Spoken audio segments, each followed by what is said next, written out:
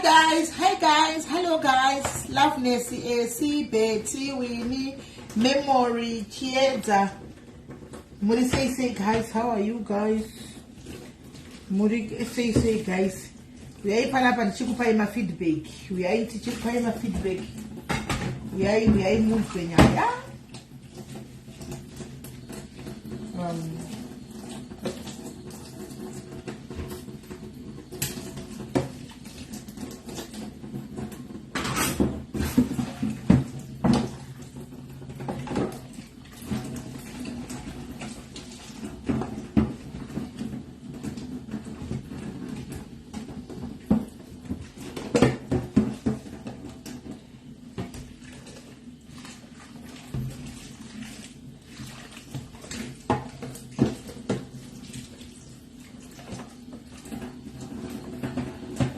Hi guys.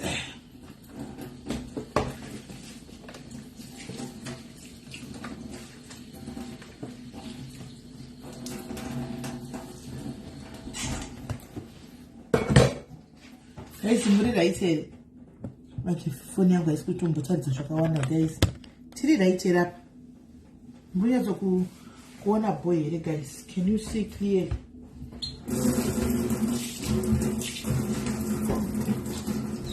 Atichibika zvenu tichitaura nyaya guys, muri sei guys.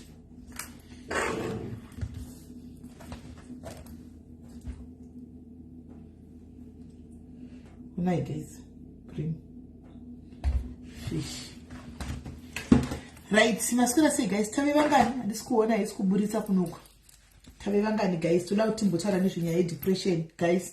Ndine munhu achafa ndichafonera apa chataura nezvenyaya jeni yake depression asi before that tine nyaya yemwana anditi tine nyaya yemwana uya watakati aende kunotorwa 89 alright watakati aende kunotorwa mwana wana mai vekunyika musoro muchemba uya I need to give you feedback on that right zvakaitika paya munhu andakakumbira tantura mwana uya wemutemo akasangana nababa vemwana akauza baba vemwana kuti kubhodhiri lokuchopchopende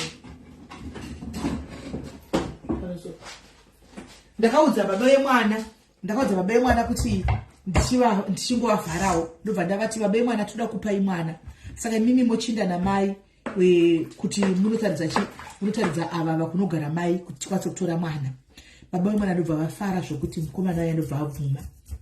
Baba vemwana vabvuma kudaro ndobva vafonerwa nevanhu vemutemo ndobva vataura pavanga vari vakanzi ngatisanganei padhuze ipapo ndobva vanzi alright mangwana musikana mwana waya ainyepa kuti ndikugara kunonzi kuhopli anga kugara kubudiriro mukaona paari kugara guys munonzwa tsitsi pari kugara mwana mai vemwana waya munonzwa tsitsi guys mai vemwana okuisa mwana musoro muchemba vavai ndokubva mangwana acho namakuseni ndobva vemutemo vaenda vakanosangana nemurume yanga akamira zvechokwadi paposition ndobva vamutora kanzi handi murume uyu anga asina idea chaiko chekuti mumba pacho chapichapo ndekapi asi vakasvika vakapatsvaga hanzi unotosiya mota kure uko wofamba netsoka handizi kuti kubudiriro kune zvitangwena here guys because zvitangwena zvandakaona kune zvitangwena zviri kubudiriro kukoko zvitangwena so ndokwavakaenda zvinenge zvidzimba zvinenge zvakangovakwa so zvisina kana order mino tikuzobva kwaone zvitangwena here ndakatotanga kutozviona ipapo because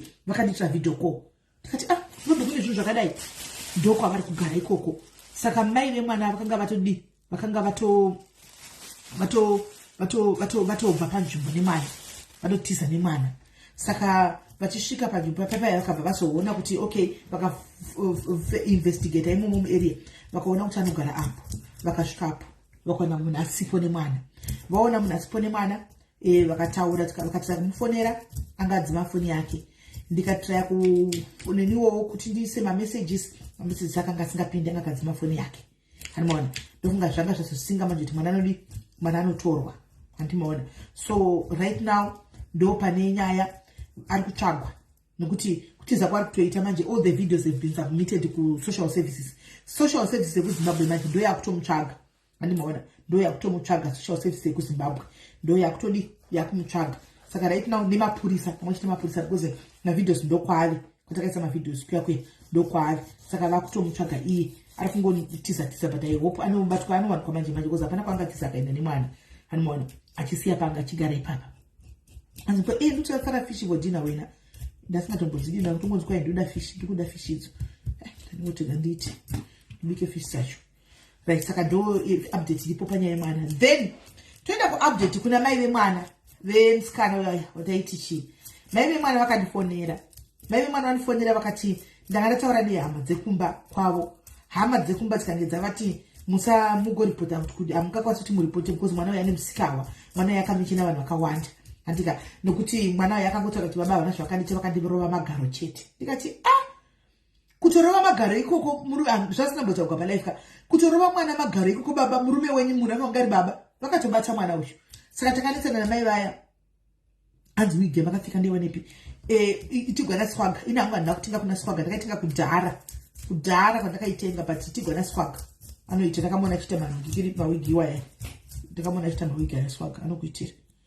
right saka mai ndobva mai mwana vati ndikati aiwa izvi zvokuti ampangu hamusi kuvhunduka muri kutaura kuti murume wenyu imini anogara nemwe mukadzi wezera remwana wenyu ane 17 years ndiye wari kugara naye and apa mwana wenyu akataura kuti ndakatomborohwa magaro kwanzi iwe akangoti baba vakangondibata magaro chete ndikati saka tasei kuti the possibilities 99% kuti baba vakataurana nemwana wenyu but mwana wenyu chakaita tambobudisa zita rababa ava chii ida munoripota or else we are coming for you after you saka mai akabva vati ndini tikutya kuti hee ndotodzi kudini ndikati hapana chamunotya bhozi kwai ndotya tikagana ndikaripota akazowanikwa achinzi hana chakaitwa indaripota vanhu ndikati imimi muchenyu munongonoripota zvokuti awanikwa asina kudini imimi munenge muchiacta samai andika munenge muchiactwa samai nekuti vanenge mai vakanzwa shuzha vakanzwa pamwana saka mune right kana pasina chakaitika andika kana pasina chakaitika hapana chakaitika hanimaona hapana chakaitika asi mapurisa anenge basa rawo ndoachaexonerate murume uyu imi muri kutyei saka ndakagumisa nezvochana uchiti ndai kupolisi ndikuda ripoti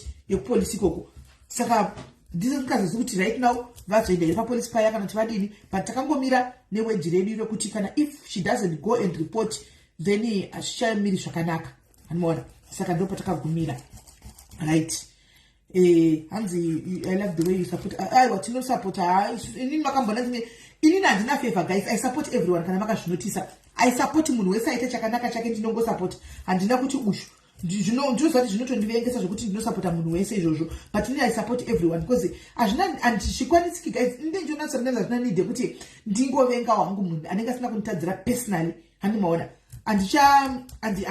ndinchingona soti hazvingonyatsoндitira hanimaona sedunga munhu ndakazvimirira I support munhu wese anenge amboita chinhu chake anoita chake chakanaka kana nditenga chinhu chake tinongosupportana tichienda ndokugara zvakanaka ndokungoitawo munhu pane vanhu hanimaona ndisi munhu ane utsinye kai ndisi munhu ane utsinye handina utsinye kai ndisi munhu ane utsinye handigoni zvokuchengeta magirajati ndingoriwo munhu wekuti pane chakanaka tinongotaura nezvakanaka todii toenda saka swaga anotoruka mawigai ndakamuona achiruka mawigai I think kutomusapota kunoita kuti akagara ari bhizi achiruka achiita kondendi dzake achiruka zvinomubatsirawo kuti akwanise kubhadharawo renti yake ega handiti maona achibhadhara asaramba achingozoti tinoti akauya achipemha futi tovatuka zvokuti muri kupemha muri kudai handimaona kukuti aende kunoshanda anoshanda ipi anenge asina kana bepa rekuti angapinda musouth africa ashande pakambani anoitei hapana kublogging kwachona tovatukirira futi kuti muri kupemha muri kudai muri kuzodai saka zvinenge zvisingaiti anza zviite kuvenga ida ndigoni manje sara kuti ndingakwanisa kuti ndingavenga hangu munhu nokuti personally ndakazvimirira handikwanisi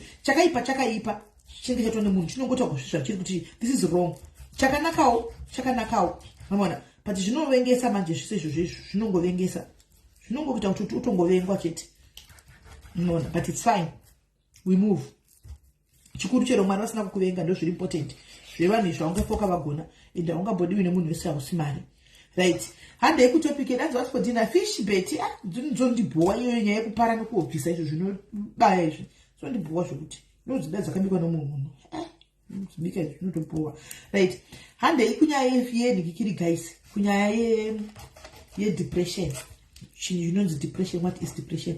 Ndakambotaura ngakudza ngati guys ndakambopinda mudepression ndandisingadozivi kuti ndopinda mudepression ndaingofila fani so ndichingowa kuda kuchema ndaingochema ndikangowa kutoda kuchema totanga kutomongora mumuramheri ndoga ndakasvitara pana vanhu vakaniseka vakati sivenika ndikutokudzai chokwadi guys and it's actually the truth haniona ndapedza kudaro nzara ndikutoinzwa kuti ndainzwa nzara kuti ndikwanzara asi kuti ndichinda kunoti ndidle chikafu chechani ndikuwa kuti ndakaguta hi Dre, how are you baby girl how are you, kuti ndinodai so handisi kugona. Guys, depression is real. Depression is real. Hanzi Swaga muneka soft spot naye. Munhu anototamburawo Swaga. Munhu zvamunotonyatsa kuonawo muga guys. Swaga munhu anotozvitamburikawo zvake. Munotozvionawo. Anotongorarama nekubatsirwa nevanhu. Mazhinji akatongorarama nekubatsirwa nevanhu. Saka what's there to hate pane munhu akadaro? What's there to hate? Munhu handizivi. Antongorarama mutongozvionawo. Hamungambodziwi. Unodohwa tsitsi zvako. Mona saka ndinotoone soft spot ndombotukwa mumboona chitukwa mumbomona chiudza kuti zihure chi asi ndingori ne soft spot ndombofunga murama kuti ina chauda page pako ndohwa zvetsitsi ndodzokera iwe handimaona chingodaro ndinsingatofara record ndakaenda ngachitengotuka vanhu chingodididi handimaona but ndo zvanenge chingovewo ndo content yake usaka ndazvotika kwasaidi kuti tingaita handimaona right.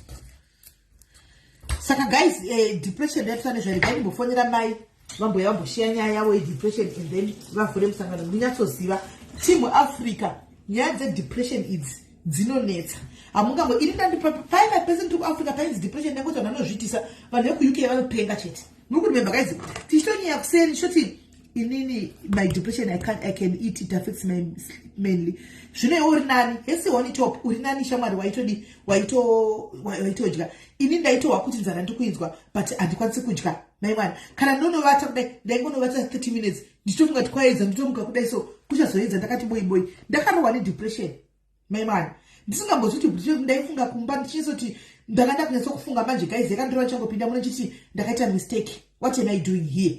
Ndo yanga ya depression yangu manje ndakaita mistake, what am I really doing here? Ndikumboyatsoitei, this is a mistake. Saka I'm sacrificing all this. Hanzi kulingire group Cape Town guys, ipai Florence lingire group Cape Town hanimona. So zvakapisa zvakuita kuti ndifunge ndaindofunga zvakawanda hanimona zvokuti ndanda kunyatsona kuti kana zvina zvinonyatsa kundimirira mushe ndoga ndakachipinda mudepression yacho iyo ndiri one iwe ndotsvaga maya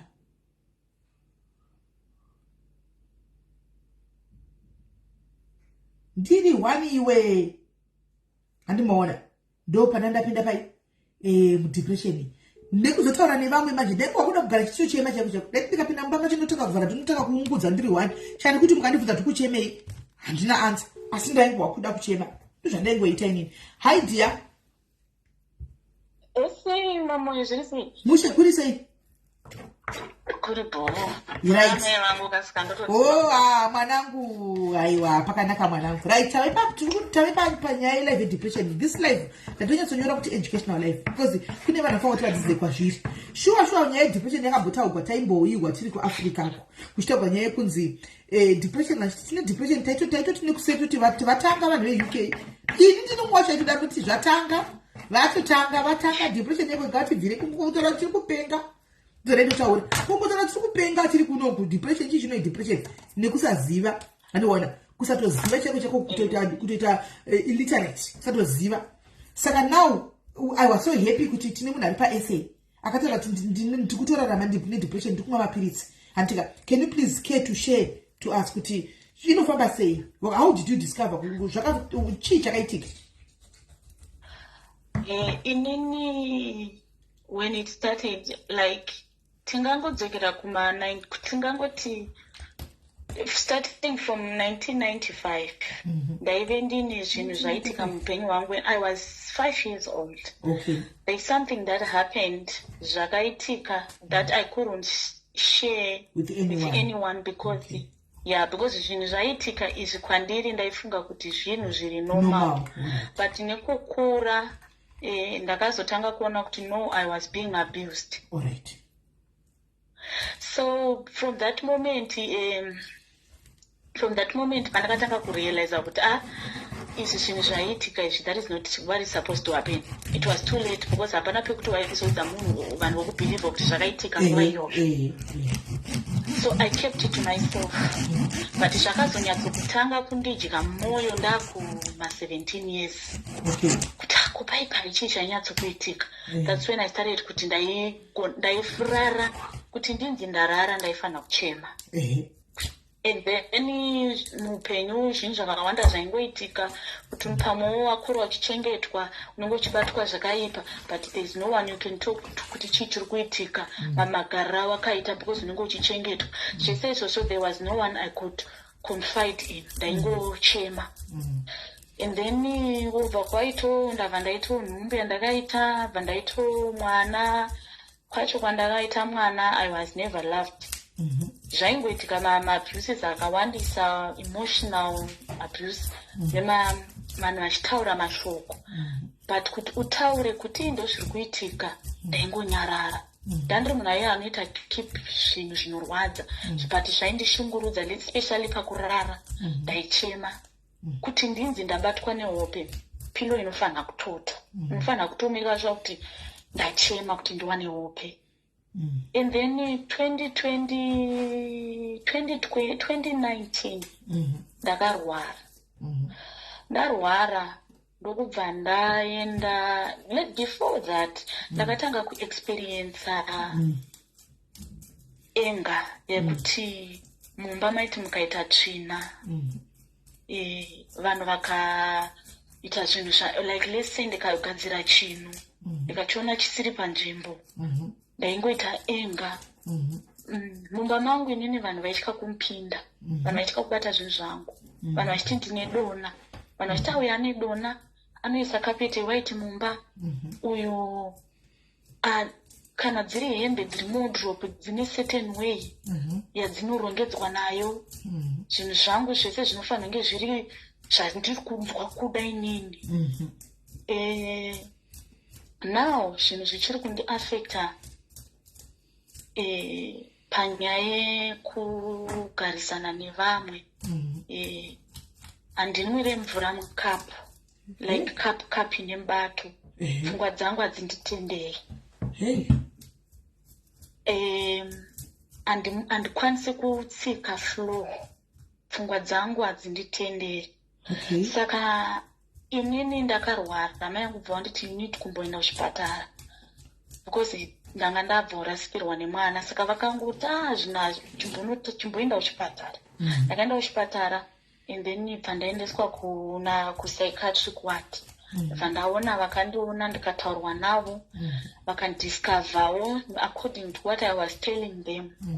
Vakandipa madiagnosis akawanda. The first one, it was I have anxiety disorder, I have panic disorder, I have OCD, and I have depression. So ndinokurumbidza kupanika kana uchitaura neni, kana mune zvamuda kundiudza, ndinofanira kuudzwa in another certain way inoita kuti ndokwanisa kutambira chinhu. Kana ndine chinhu chandisiri kukwanisa kuita, musandimanikidze kuchiita, kana kuti musafungidzire kuti ndinochiita. Pfungwa dzangu dzinondipa nguva yekuzviita. It's like my mind is controlling me. Saka ndinotocontrolewa nemedication. Sometimes I use prayers and I know my prayers are kundishandira personally. But at the end of the day, last year ndakaita a minor stroke because my mind, pfungwa dzangu dzanga dzawandirwa nepressure. Handidi pressure. Even mukatanga kundita pressure, kungonditi zvese zvangoita pressure. Pfungwa dzangu dzikafunga kuti ndoda kuzodai and survive. Ndinoto affectwa nazvo. Saka depression inoya. Apa you said 90. You said 95, 90 is something happened 1995 and you were 5 years. That means uri mwana wa 1990 wakumana and you have passed through all these things. Ndiri mwana wa 89. Zvakaitika 1995, that was the reason ndasiri kuda kuya live paFacebook. 1995 ndingati ndaitwa sexual molested nevanhu 2 vaichengetwa pamba pandaigara. Mumwe aive mukadzi, mumwe aive mukomana. So inini ndakakura ndichiti zviri right Zviri normal. because zvinhu zvaitika. Yeah, I never zvakazotanga kuklika ndakuma 15 years 16 17 but I know kuti zvakanyanya kutanga kundiaffecta ndane 17 years. So inini I know kuti I can beat depression but zvinondikurira. Nekuti dzimwe nguva ndinotomborarama zviri normal but pane pazvinondikurira. Ini nhasi chaive murume wangu ambozondibvunza kuti when is your stress going to end? Murume wako adaro? Going to end. Nhasi? Because nhasi because I was crying. I was crying because I can't kuti ndiudze munhu kuti ndikuchemei, people will never understand but me I'm understanding what I'm crying for. Murume wako akakwanisa kumbotsanangurirwa here kuchipatara kuti kusafa nechii? Anoziva. Right. Anoziva. Right. He's there for me. He's someone who knows me better than anyone else. Yes. Even ndikasvika pasituation akanoti situation iyi haisi kundiitira, anokurumbidza kundibvisa pasituation kuti baby let's go. Akaona kuti maybe family yake they are being over too much for me. Baby are you okay, let's go, because anoziva kuti zvinogona kunge affecta mazuva. Yeah, because one ndinokurumbidza kuadjusta situation. Ndinononoka kuadjusta situation, ndinononoka kukanganwa chinhu. Okay. You understand? Saka zvinhu zvese panguva yese yande ndichiprocessa chinhu ndichishungurudza inini, pfungwa dzangu ndedzichishungurudzika. Saka that is another thing zvinoaffecta kusvika kunoita depression, nekuti une zvinhu zviri kukuaffecta zvinhu zvakawandisa.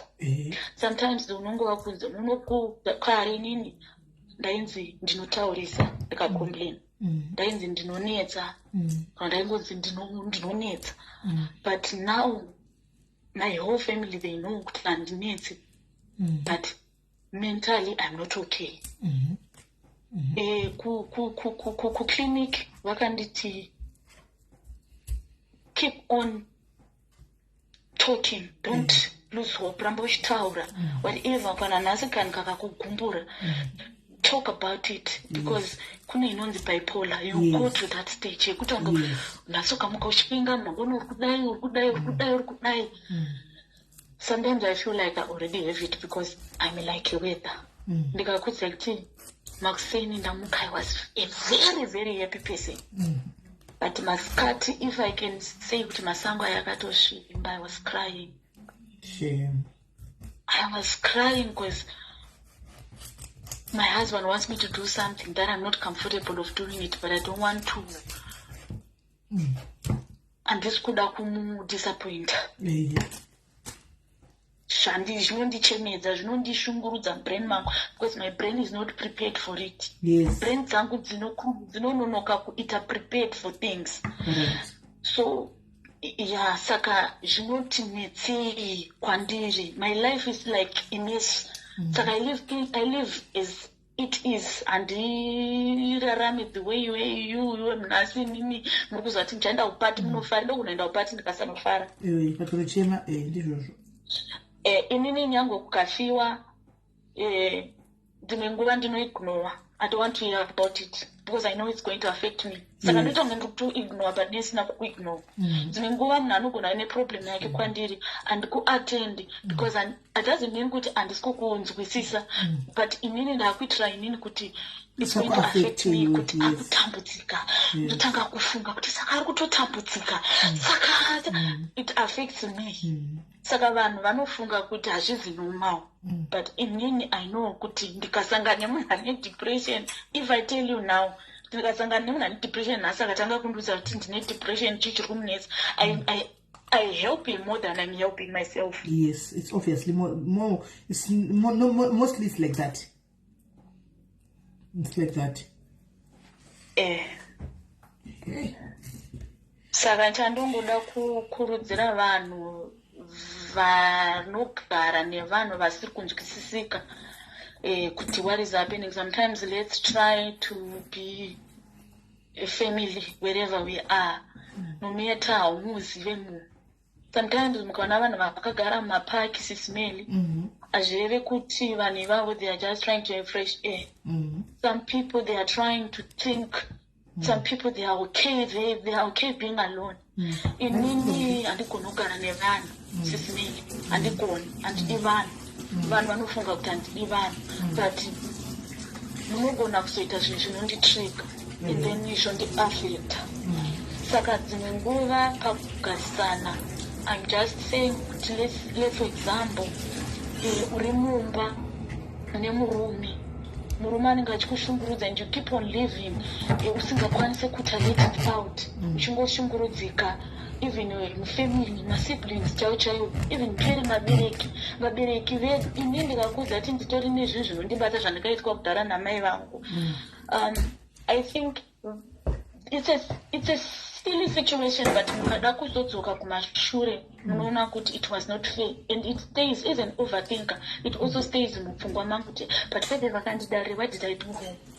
There was a time vakatenga majaketi matatu, vakatenga majaketi 2, and I was not included on my jackets. It was my sister and my 2 sisters, and inini I never get a jacket, and I was going any sense in a jacket. I won't just take it.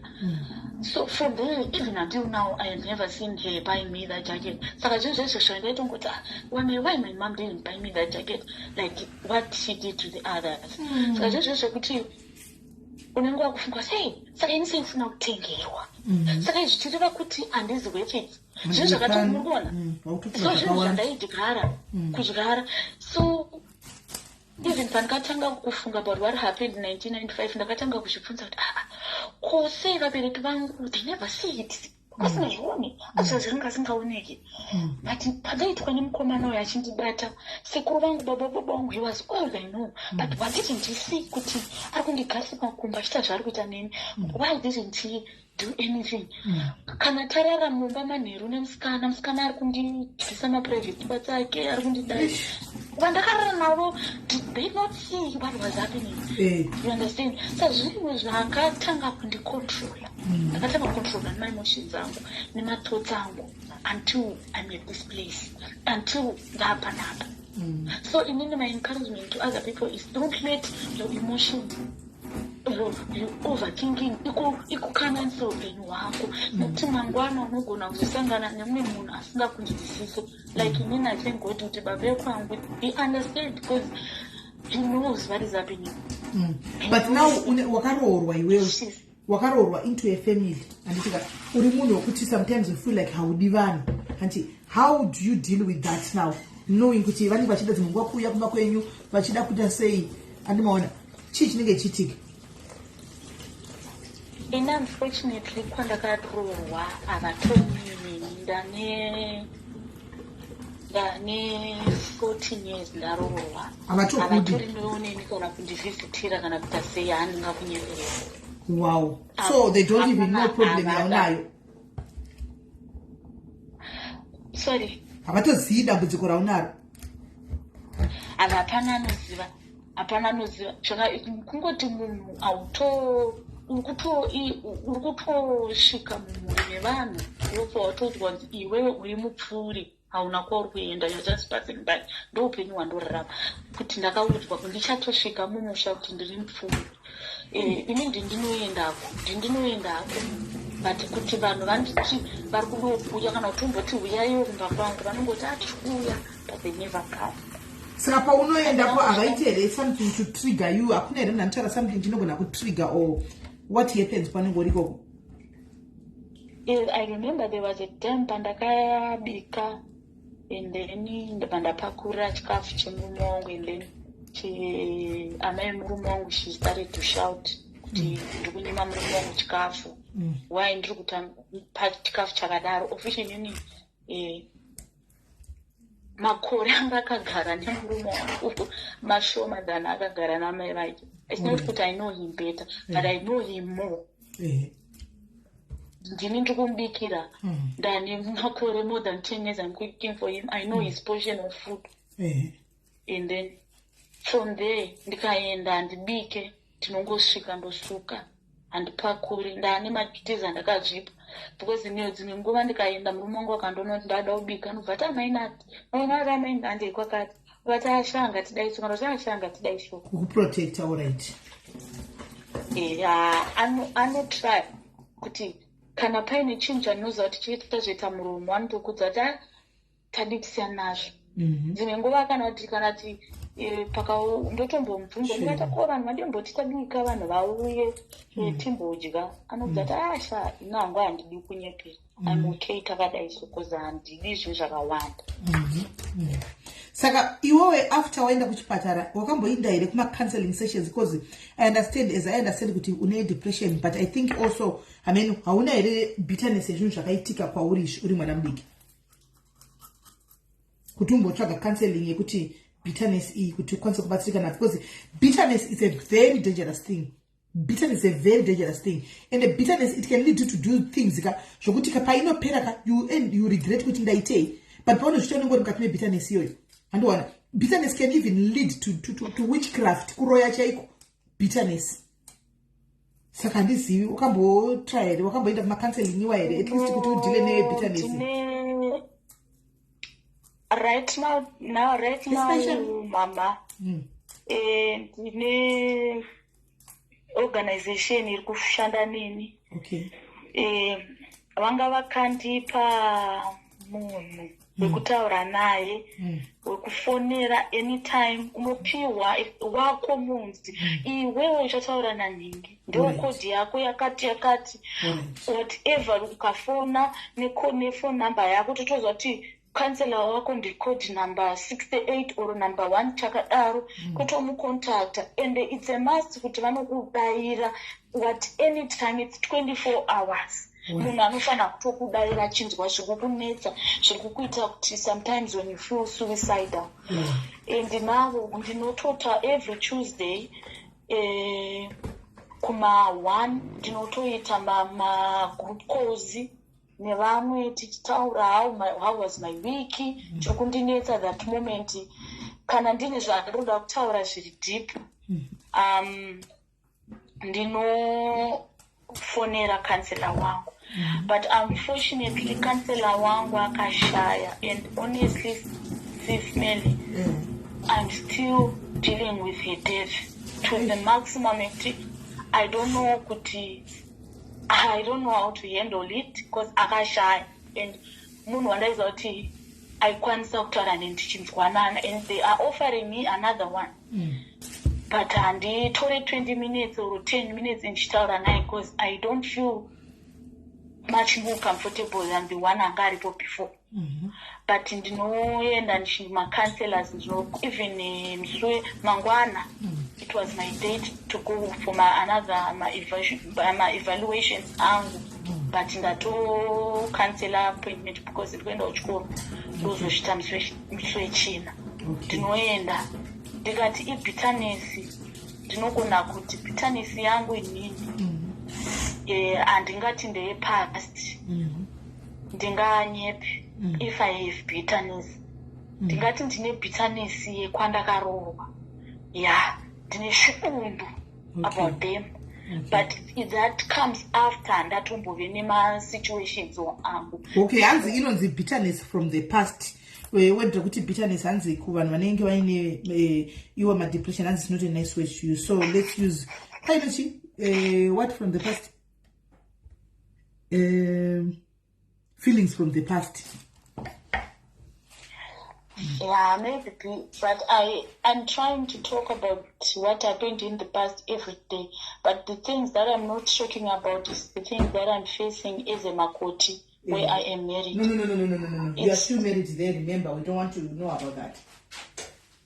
Yeah, ndozvandiri kutaura kuti ndozvinhu zvandichiri kuita ndichilimita zvichiri kundishungurudza at the end of the day.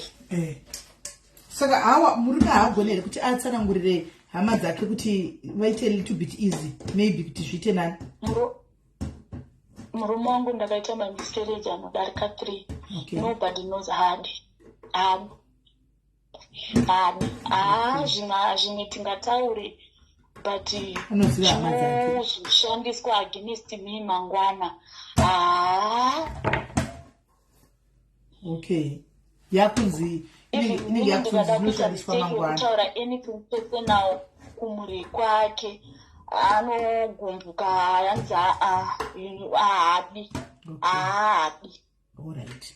Okay. Anotosacrifice kuti mai vangu vave padhuze neni vave vachiziva zviri kuitika than anybody else. Yeah, anosati mai vako can understand you better. Yes. Right. Inini hangu personally seni pasine ndayatsokunzwisisa zvo zvawataura anditi sterek asi ndoda kuti ndadzwisisa wedi ende pane chinhu chandinakidza wani chawataura chawataura kuti hanzi ndinoziva Mwari ndonamata and prayer is helping me a lot anditi yes. I'm trying to be very careful because you are very careful when handling you because you are trigger. We don't want to trigger you. Tinogona kutaura one thing kudai chero chatokutrigger andiona kana ngoti nchingodai so chanoda ngokutaura mukusira mnin'ina wangu ndechekudai so hakuna chinhu chinodarika simba raMwari pano pasi kana wozogara andiri kunzwa depression dzinouya mental health issues anouya vamwe vanotorwara chaiko zvakasiyana siyana asi chinodarika simba raMwari hapana. Saka iye kutonamata utori right track. Keep on telling God and keep on challenging God. Kuti Mwari, yes, I know kuti that this is the report that has been said by the doctor. But imi Mwari, is this your report? Kune report yevanhu yatinopiwa kumadokta. Kuti doctor munhu akafanana newe neni.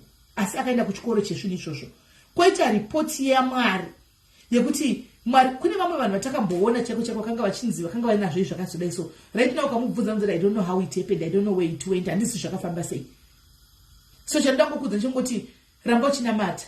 It's not easy uri muroora apa une murume wako Mwari amuitire zvakanaka anyatso kumukomborera amuitire zvakanaka nekuti varume zvawatotaura wega kuti panguva yakadai ndinogona kudai so dei vanga raMwari makati I'm not going to stand for this handizvikwanisa handizvimiriri.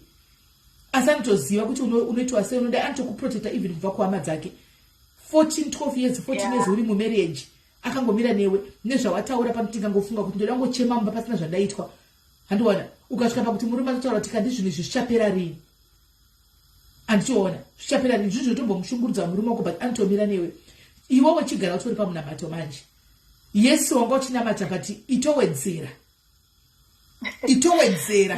zvekutodaro kunoza kuti kuwedzera zvekutodaro kuti Mwarika handikusiyi kusvikira mandiro ndicharamba ndakabatiramu ndikukusiyi kusvikira manditira zvakanaka. Yeah, last week I was talking to a pastor and then she said to me, that made me to not to go back to her because what she said is something that I don't want to hear. Like just sirwa izvozvo nemurume wako ukaramba wakadaro. Wow. Of which I went to her for my prayers ndichitaura semunhu waMwari munhu wechikadzi. Yeah, munhu wechikadzi. So ndichitaurawo kuti mama this and that and say iwe ukaramba uchidaro ne-love yamunopiwa nemurume wako ari kukusiya manje so. Wow. That moment I just said to myself, I don't need this. Yes. I don't need this. I know I'm trying my best. Inini kana mchizoda mumbotaura naye akuti I don't do tinotonzwanana ende tinongozotadza kunzwanana pakuti maybe anogona kunge ari kuseka neni inini ndobva ndaregedza kuseka naye tove careful nezvakawanda but at the end of the day ndotenda Mwari kuti akandipa umunhu anondinzwisisa. Last year pandikaita stroke ndakaenda kuna chiremba akanditi pressure yakamuwandira. The moment amuri kusiya aine pressure ari kutoita stroke forever munhu. Please whatever zviri kumuita kuti aite pressure mutaurai naye kumba monzwisisa. Akafonera baba wangu kuZimbabwe, akafonera mai angu vari kumhamba, akati mama chimbouyai. Vakauya mai vangu vakanditi chii chauri kushaya kana kuti chii chiri kuitika. Ndakabva ndatanga kuvaudza kuti kubasa kuri kudai neother things. Mwana ndiri kuita stress kuti baba vake vanenge vari kubasa, ndiri kubasa, anenge ari pamafambiro ake. Remember, ndiri munhu akasangana nezvakawanda. Ndinotyira mwana wangu to the max. I'm an overprotective mother zvekudaro. Inini mwana wangu haaende kuchashop ega, zvinhu hazviiti, hazvibude. Ndinomeka kana ndikada kuti nhasi ndamutuma, ndinomutera oti mama komba mama manditerere ndiri kuuya. Atozati kana ndakuenda kumboti anozoti mama ndikuda chakati ndenge notenga here. Ndoti oti mama ndokumbirawo musave worried, ndodzoka I'll be careful, ndokumbirawo. Ofichi ato teenage ndikuti ane ndikumbozvanyirira. Dzimwe nguva ndinomusiya achiti but ndinekadzi ati agamba mind kari musoro mangu kana kugona nguya kuti buda izvezvi inandira mwana kwari koko. But are you suicidal? Oh, sometimes. When things are not, there's a time and you know ndikawandirwa nepressure, especially ndikawandirwa nemafamily situations, andinogona kuti zvekundirembera kuzvigwa kana kutambira. But chandangokudza ndicho chokuti wangu namata zvekutowedzera kaya namata uri wega kudaro zvakaoma kudaro ukaona feel like nhasi anenge zvekutaura. I know kuti it's hard, zviri easy kutaura, but it's hard kuti uzvite. Itonyatsokutsika mazuro tonamata wega kuti Mwari zvatotanga zvinhu zvakutouya, Mwari zvinhu zvatotanga kuuya. Namata ukunde zvisinhu. Handizivi kuti vanhu vanoti handizi hangu kuti vanhu vamwe vanoti handizivi kuti zvekuti unenge uneni kuti une chidzo dzatiri kutaura idzi dzemadepression echichi. Vamwe vanoti maspirit here. I don't know how far true it is. Kuti spirit here kana kuti hanzi dzakafanana nemunhu ane mamudi. Saka I don't know. Hanzi ane mamudi. Amene kuti chokwadi here. Moziva mama, inini nyange ukanzi wafamba unofamba.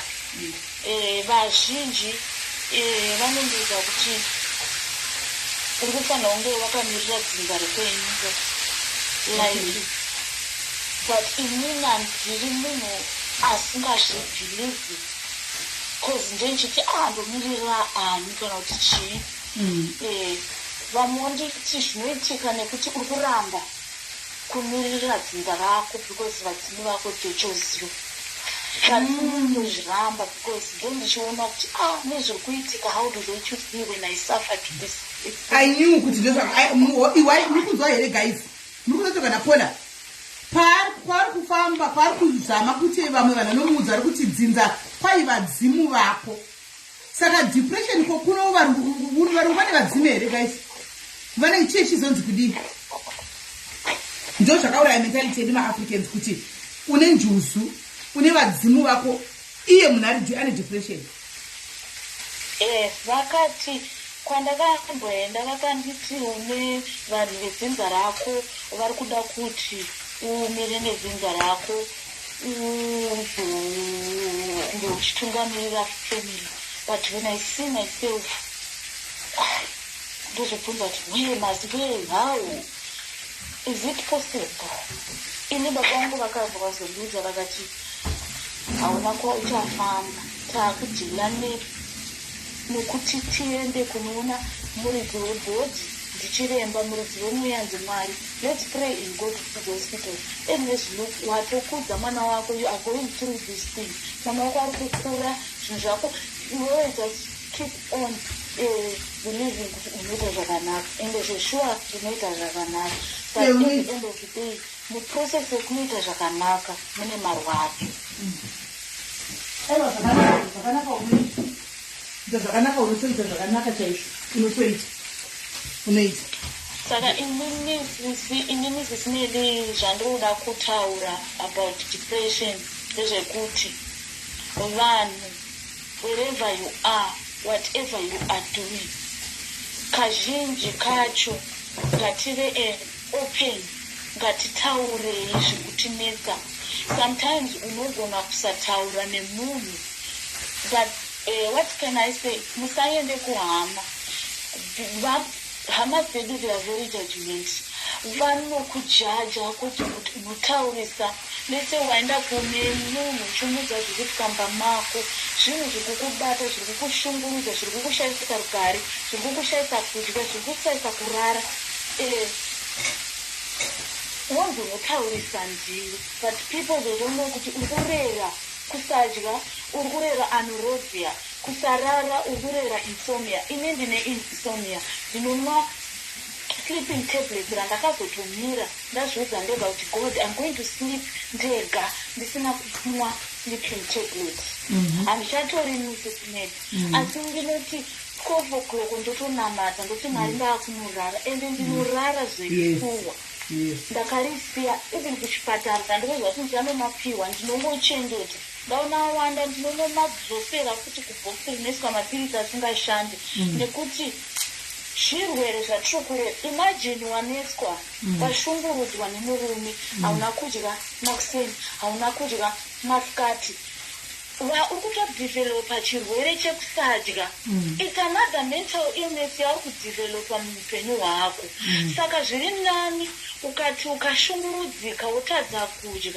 uda unotaura nasomeone you have a person inini mazuvano undane inoti ndakuzviti ndine seko rangu ndinozva kuti ndikanetsana namingi kuti ndikashungurudzwa nemurume wangu inini ndinozva kuti murume wangu nini tikanetsana ndinoenda kune mwana wamai vangu sisi vangu vanondiudza votaura naye iye otoseka ototi handakumuziya it's okay ndotosvika kumba mupengo anotogona kuti ari kubasa unotoona noku padhoo pakutoya vanhu vedelivery vemaruva honestly it makes me feel better but I talked about it ndinototaura nezvazvo kuti ndozvahandiita even zviri silly but at least talk about things let's not hold things mumwoyo medu mangwana ubva washungurudzwa utadza kurara uchatanga kusarara nestress uchifunga usafunga kuti hausukura watone chirwere chinonzi insomnia watone insomnia yatodevelopa mauri because hausikurara it's another mental illness again wobva watanga kufunga uchingofunga everything uchingofunga unawe kuzviturira because wakutya kutaura kuti ndikaenda kuna mhingi achandiudza kuti ndinotaurisa neniwo ndakatombosvika patime yekuti ndaitonzoti uyu anonetsa uyu but now those people they are also coming back and supporting me because ndakavaisa mueducation yekuti dzidzai about mental issues. It's not all about ari kunetsa but it's all about how you are listening to that person and how muchamubatsira nei nekuti sisi neni mukazviterekedza ine mukashungurudzika mutadza kudya pamunotaura nemunhu hamubike kapi yetii mukanwa here nekuti mataura asi mukazvisiya zviri muhana munogona kudya musi wesadza wemanheru kana 2 or 3 makatoguta because une godo rinotokutadza kudya mangwana futi you didn't talk about it wakutoona uri kuluza weight so what is going on hauchadya the way yawaita zvakare wakutodevelopa chirwere chaungosina vanhu vanogona kuti kuzviitisa I know a lot of people vanogona kuti vanhu havanozviitisa kazhinji kacho ndizvo zvozvo kutoti chero mwana chaiye anotorohwa chinzi ari kuzviitisa ari kudai hesi chichi izvo mwana hapana mubereki anenge achisa kuti mwana uyu chii chiri kuitika kuafrica because hazvinhu zviri common kune chimodzi mwana ari kuzviitisa zvakafanana nemumwe mwana anogona kuita weti usiku anorohwa asi isusu vabereki hatizive kuti unomuka kuti pane chiri kunetsa here. Let's say une mwana asingaite weti zvamuchose. Kuna vanoita weti everyday. Atorowa. Everyday. Kutozwa kuti uyu nyungu uru ndozviripo paari. But because umwana wekuti she never peed or he never peed.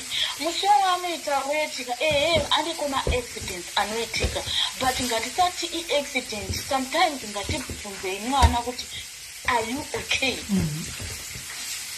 Nekuti anegona aine chaari kutya, aine fear, yonota kuti aite weti ari mumagumbezi.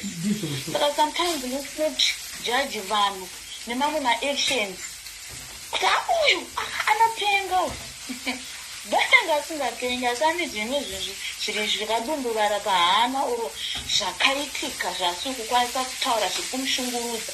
Unonzi vamwe munhu achiti nini handina anondida because anenge agara achitora maproblems achimaita ake ega. Mumwe munozvaka hapana anondida. It's another mental issue iyoyo. Munhu anozvizara kuti handina kana munhu wandina anondifarira. Ende zveshuwa uchiona vanhu vese vachinyanya kufarira. It's because une zvakaitika zvasina kukwanisa kuona vanhu kuti vakupe rudo when you deserve it. Unonga kuona kunge munhu wese asina kukufarira. But inini chandonyanya kuda kutaura ndechekuti ngativewo kumakeepers one another ari panext pako ngaave feel free. Ngatisatye kutaurirana, ngatisatye kubatsirana. Be a helper, especially when a person comes to you with their problems. Vanhu vamwari, let's not parade my problems evanhu, but let's talk about nevanhu tovabatsira. Tomorrow is going to be a better place for everyone.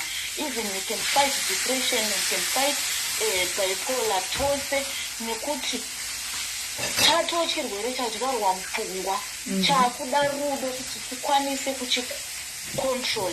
Nekuti munhu ane depression waitako. Thank you very much waita basa. Right guys, Mamuga, this is coming from a young girl, a young lady, and ari kusuffer depression, ari kurarama depression, anxiety, PSD, what zvakawanda. Tiri kudzidza guys, munyatsozvinzwa. Sometimes you wake up and kune vana depression chii. Mamundu achitera ma-symptoms akaenda kwadoctor akaudziwa. KuAfrica mwana akawetera machira, tinorova mwana weta machira, antika anorohwa everyday mwana kuti usawete. Apana mwana aita kechu kutatsage kuti mwana uyu chii chiri kuitika paari. Anoona zviri kuitika pamwana. Tinokurudzira kuisa maoko kuAfrica guys. This is very very very informative. Mamundu achitaura mwana uyu katodzidzawo nyangwe nengadzidzo zvakaoneka papa. Anoona tinokurudzira kuisa maoko kuti munhu ngarohwe. Anoona anoweta ku11 years anenge achingotira machira kuzviitisa. That's what we say. That's what we say.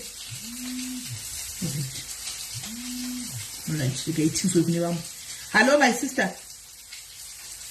Hello. Yes, muri say. Mushe. Thank you so much for this topic, depression. The mental health.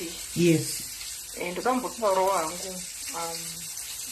imwe engo depression zvakasiyana-siyana zvakawanda, but pane vanhu hatinzwisise depression isusu ameno kuda toti mazimbabweans or toti vanhu vari kuzimbabwe, but kana wazobudawo kunzoko you get to understand better kuti munhu anotori nedepression.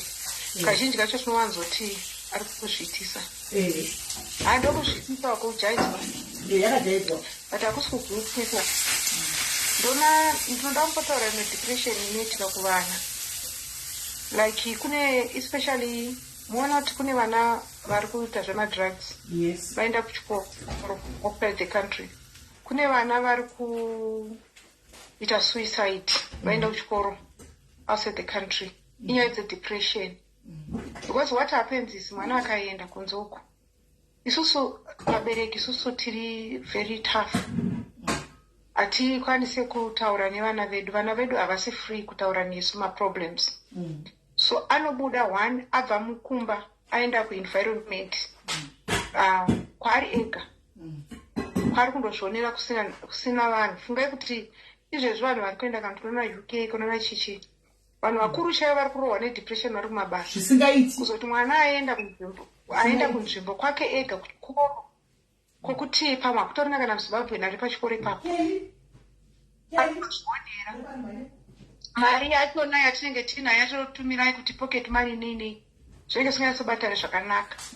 Then kuna vamwe vana vekuti anogona kuti asvika ikoko oita culture shock, zvinhu zvakada kutanga kudhila nazvo, anorohwa neanxiety, anoita sei and kuti awane audze mubereki anenge achinzi unoda kuzviitisa. Then sometimes pane zvimwe futi zvokuti mwana asvika kwaari kuenda anoswora kuti handitanenge amboapply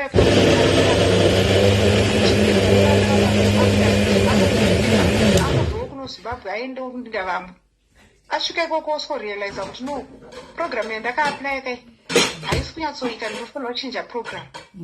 Anotora time yakareba achizvitongesa ega. Ndoita sei? Meanwhile ari kutonyura mudepression. Ndoita sei? Oshaya munhu wokuudza. Kumba manje kuti atange baba atange amai kuti ndoda kuchinja program. Vabereki manje vanotyisa. Unoona kuti mwana anozopedzisira apinda mudepression anyura. Kana kuti chikoro chacho chikutomuremera anyura, atanga kufunga kuti fizi yamubereki anonyura mudepression ari ega kusvika pekupedzisira unonzwa kuti mwana akazviuraya. Yes. Because tinenge tiri tough, hatidi. Even chero panepo kuti mwana aneyatsokuve problem ane anxiety imwe isingaiti, we don't want kuendesa vana kana kuti vanoona psychiatrist zvonzi zvirwere zvevarungu. Kwanzi mwana anonzi anotopenga kuisa mwana wako anotonzi ibedzi. Yati zvinhu zvokuti anongokontrolewa. Kodi guys, tinotori tine anxiety, tine ma-mental health issues isu. Unotoona kuti unogara kutokura uri munhu anongopopota kana kuti asese kwazvitarisisa chaizvo chaizvoka itori problem, but isusu majeka hatizvitsvage, but unoona kuti zvinotori nema-effects azvinenge zvitori nawo. Like ini ndoda mbokutaurirai imwe munoziva kuti depression ke inouya nepakasiyana siyana. I want to tell you my story. Inini ndakaita time yekuti ndakaguma ndisina kana mwana pamba, vana vaenda kwavakaenda kuchikoro. Saka ndaive munhu uya yokuti ndaingobva kubasa ndouya pamba ndotoita zvepamba pangu, handinatsorina zvinhu zvesocial life zvekumberereka chira mapati ndichienda kudzimba dzevanhu, handiiti hangu izvozvo. Ndotamba kubasa ndosvika mumba ndizvozvo. Saka I was okay because ndaigara ndichingogara nekuti one relative after another. Chaizvo kuti ndiri kunayo anobatikana nezvinhu zvevanhu zvokuti ndogona kunzwa kuti hama yakati ndova ndaitora ndogara nayo ndigofamba nezvainenge ichida kuitirwa, ndomuyambutsa kuenda kwaanoda kuenda kana kuti zvaanenge anoenda, ndototi next ndichidaro. So pakaita time yekuti vanhu vaya manje vakaita sevanopera. Then ndobva ndava ndega pamba ndiri one ari one. Ndotanga kugara manje pamba, ndouya ndorara straight into my bedroom. Ndakapinda slowly into depression. Slowly. Depression hakuzi kutambudzika nekuti my financially kana kuti chikati there are a lot of things zvinopinza mudepression. But vanhu toseka naso. Ende vanhu people they don't check. Handiti ndindoita basa rekucheka vanhu. But nobody checks on me. Yeah. Ndakapinda kutonyatsonyuramo mudepression. And then remember ndine spouse angu life yake haana chakachinja ka. Varume vagara havabatikane nevana, havabatikane nezvehama, ivo samaindi unenge urimo mune zvese. Saka all those people manje were no longer there. And kuti murume akuchinjire lifestyle atandi kuku accommodate iwewe because hazvikudeka agara nezvinhu zvake nemafriends ake havatozvizwisisi kuti unenge uchida chii. Saka it was okay. Ndaiti kana ndakarara so ndaigona kutanga kufunga kuti ndomuita sei kuti adzoke kumba, ndogona ndoti ndakuda ndirware, handingona kuti depression kutoendepo unomautopinda ndirware ndimufonere nditi ndikufara ndobvofora noti handisi kunzwa mushe ndichinyepa. I-mental illness guys, mental illness is real. Unopinda sekuseka indakazvionei kusvika pepe pekuti ndakuda kufonera ambulance kuti ugaingoye nditore ndiende, wakutanga kusika tension. I-depression iyoyo. Saka it means you need to talk to somebody. You need to go out there. You need to look. Whatever you're thinking about, unonyura depression. inini ndakanga ndatomunyuwo sekuseka, and I was finally helped by a friend. Vana vangu vakatondipopotera kuti mama, can you stop as next from now? Can you help people from wherever they are? Because you don't do your life, you do people's lives. But why when you get into depression? Start doing in life here, you know. Ndobva ndatanga ndobva ndanzi ndofana kutora tumapirisi ndobva ndambobatsirwa you know. Now I'm okay. Ndakutoita handigare pasi ndinofamba kunge munhu asina kukwana, because I've realized kuti ndinotogona kutozopinga kuti unogona kukomita suicide. Ndizvozvo. Nekuti wangu atongoita lonely, because remember when you are quiet you start thinking of things. A lot of things. Ndizvozvo. Zvisipo zvinovapo. Saka I just want to encourage you women. You need to come out. Ukaona wakunyanya kufungisisa stereki. Especially munozati mazivano even madepression evakadzi akwanda arikonzerwa nevarume. Nyaya dzemamarriages. Ziri kukonzera vakadzi vakawanda kuti vapinde mudepression. Varume chaivo vakadzi vakawanda vari mudepression right now because of varume. Chokwadi chacho, the truth be told, tisingadi kunyeperana. Murume haana kuvata kumba, murume havati kumba, murume ane girlfriend kumufonera every day, kugwa naye, kuhama dzemurume kusaidi kwake dziri teki naye dziri. Vakadzi, they are not strong species like varume. Vakadzi vakanda vari mudepression nevako varume. Because unopinda pako wega, andisa. Utanga kufunga kuti ndikaudza vanhu vanondiseka. Because tine tendency yekusekana. Kuti nini ndingataura kuti murume wangu anoita zvakati. But you cannot deal with those issues. Unosekwa. You can't. Because unosekwa kuti wabenzi chaivo unosekwa. Awapinda mudepression. Unopinda. We don't help each other. Unosekwa zviti. Unosekwa. Kuti uye kutaura kuti wenda. Ndozvandisangana nazvo izvo unoitwa partner imwana. Even like unozati upenyu unongochinja. Dzimwe munhu unogona kungoende mari. All of a sudden things change. Unopinda depression so because of people. Kuti what is the world saying? We don't support each other. We don't support each other. Kusvika munhu anyura. But ini ndomboencourage madzimai kuti ukangoona wakunyanya kufungisisa, wakuona kuti unoda kuva by yourself, kuti I need time by myself, I want to be alone, ziya kuti wakutopinda depression, wakutonyura. Because vanhu vese vanopinda depression, they don't want to talk to people. They isolate themselves, they want to be alone. Saka ukangoona wakuda kuenda ikoko kwekuti unoda kuva lonely, zveshe zvokuti handisozotaura nevanhu, ziva kuti wakutopinda depression, you need to look for somebody. No matter kuti vanhu vanoseka vanoita sei, just look for somebody. Chero akakuseka akafamba akaita sei, but at least ndozvechete zvandachida. Right. Ndichida kutaura. Yeah, sorry Simeli. Pane musikana ambotaura nyaya yekuti akazodisappointwa namapastors. Ndinoda kutaura chokwadi, indoenda kuchechi zvokudaro zvokuresa. But ndoda kutaura chokwadi, when it comes to counseling, mapastors anomborasisa vanhu.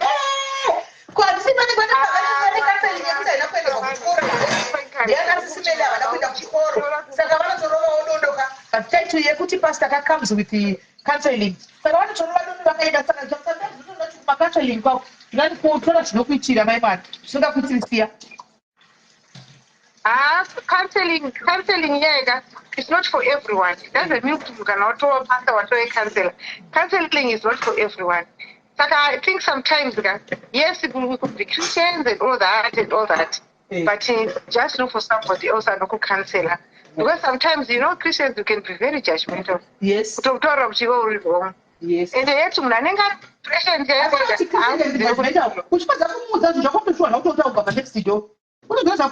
media, my man. Social media. Yeah, Saka, you need to be careful with people. Ngatiende zvedu for niki kunonamatirwa and everything else kunobatsirwa spiritually, but kana takuda kunyazo deeper chako counseling, tsvaga somebody else, because unozopedzisira chinobhondi kuti vazhinji kana vachinga vavhiringirwa anopedzisira kana Mwari asati kumunamata. because of your past. That's what ndochete zvandarurura kutaura zuva ranhasi. Thank you. Thank you very much. Kola maita basa makukoma maita basa. Right. Kola pa Facebook hello. Hello, Emily Morise. Mushe kanjani? Ndiri right zvangu ini kuri sei ikoko? Kunoku kuri bhosva kwedza chete ndo mawa. Pakaipa kana netsuwo kunoku wedha yacho ma1. Mauchipisa kunokukanda bebenda chikonewe. Chingadii ndo upenyu hwacho ndo nguva yacho. Ine ndauyawo nenyaya yenyaya was so willing kuti ndiite chipini panyaya yedepression iyi handisi kuda kunyepa because ndaka-experience that depression kana kuti I'm experiencing that depression ndichiziva ndisingazivi. Chekutanga ndine munin'ina wangu akaita go through depression because zvakaitika ndezvekuti akamitisiwa nemurume akanga aine mukadzi wake akaita zvekunyeperwa kuti handina mukadzi. Then she realized kuti munhu yaane mukadzi wake after atozvitakura. Then to cut the long story short, paakasununguka mwana wake akabva aita depression, abatwa nedepression and we didn't know kuti ane depression. 3 days after asununguka mwana wake akatiza pamba pakati peusiku akasiya mwana akarara. Ende kwatakanomunongera kwacho the following day takamunongera kudhema. Akatonongwa nevamwe vanhu. Then anongwa nevamwe vanhu ndobva vauya naye. So vauya naye kudaro takazomuendesa kuhospital. Taenda naye kuhospital, takasvika kuhospital kuya and then ndobva aadmitiwa. Mwana akanga aadmitiwa as well. So zvadero akabva ane depression and she went through a lot kusvika aiswa patreatment yedepression. In fact, because zvakazvinzi ane depression neBP. Saka paakaiswa patreatment yedepression iyayi akanga achinwa matablets ake, but sometimes aiti kana akapera akanga asingamwi mapirisi iwayo. Aipretenda kunge ari kuanwa but iye asinganwi. Then pakaita kuti vanhu vaichinjana achimboendeswa uku oendeswa uku because vabereki vedu vakashaya. Saka aita akamboenda kwedu oendeswa uku zvichingodaro. So at one point akanga ari kumusha kwedu isusu. And then vanhu vakanga achigara navo iye zvakaa zvamubata. And then ndobva vamubatirana vachibva vamurova. Vakamuvharira mumba vakakiya madhoo vachiti uri kunyepedzera. Akasvika pakupwanya mahwindo emba kuti abude nemwana wake. Then abuda akatakurwa akaendeswa kune imwe tauni kwakanga kuchigara imwe hama futi. Asvika ikoko the same thing happened. Akarwara futi zvasimuka. Ndobva asvika paextend yekurohwa zvekare. Muchakatika kutoti munhu ari kufa kune AIDS kana kuti munhu atogagwa nechivanhu pane zviri kuitika, pane chivanhu chiri kuitika. People they don't understand. They really don't understand kana munhu ari aine condition iyoyo.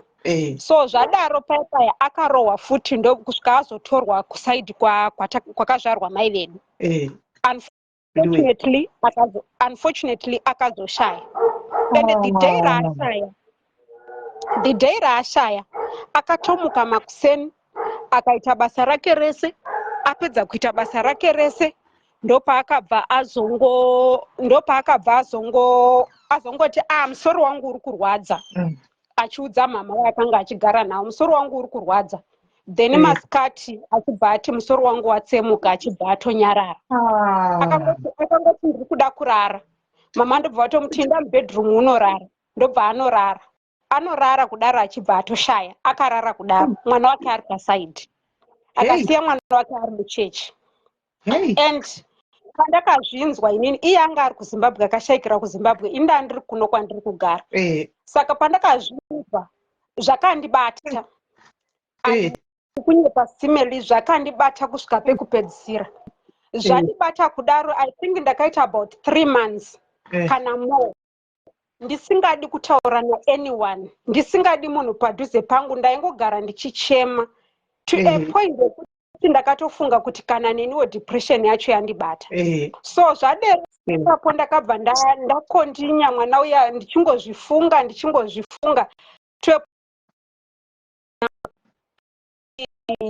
zviri kuitika pandiri pacho zvakawandisa zvokuti sometimes ndinotombofunga kuti I think the best way kwandiri ndeyekuti izvoni ndizvipfuudze, but chinozondidzora inyaya yemwana akasiwa ari mudiki iye zvinezvi atova a teenager. But sometimes unozofunga kuti I wish dai vabereki varipoka, some of these things zvinenge zvingadai zvisingaitiki. Ndinowana kuenda kwekunochemera kuna mai vangu, because kuna mai vangu kana kuti kuna baba vangu biologically, because vanondinzwisisa zviri nani than mamwe marelatives. So zvadaro simeli pane zvakaitika recently muupenyu hwangu ndakawanikwa handisi kuda kuzvitaura.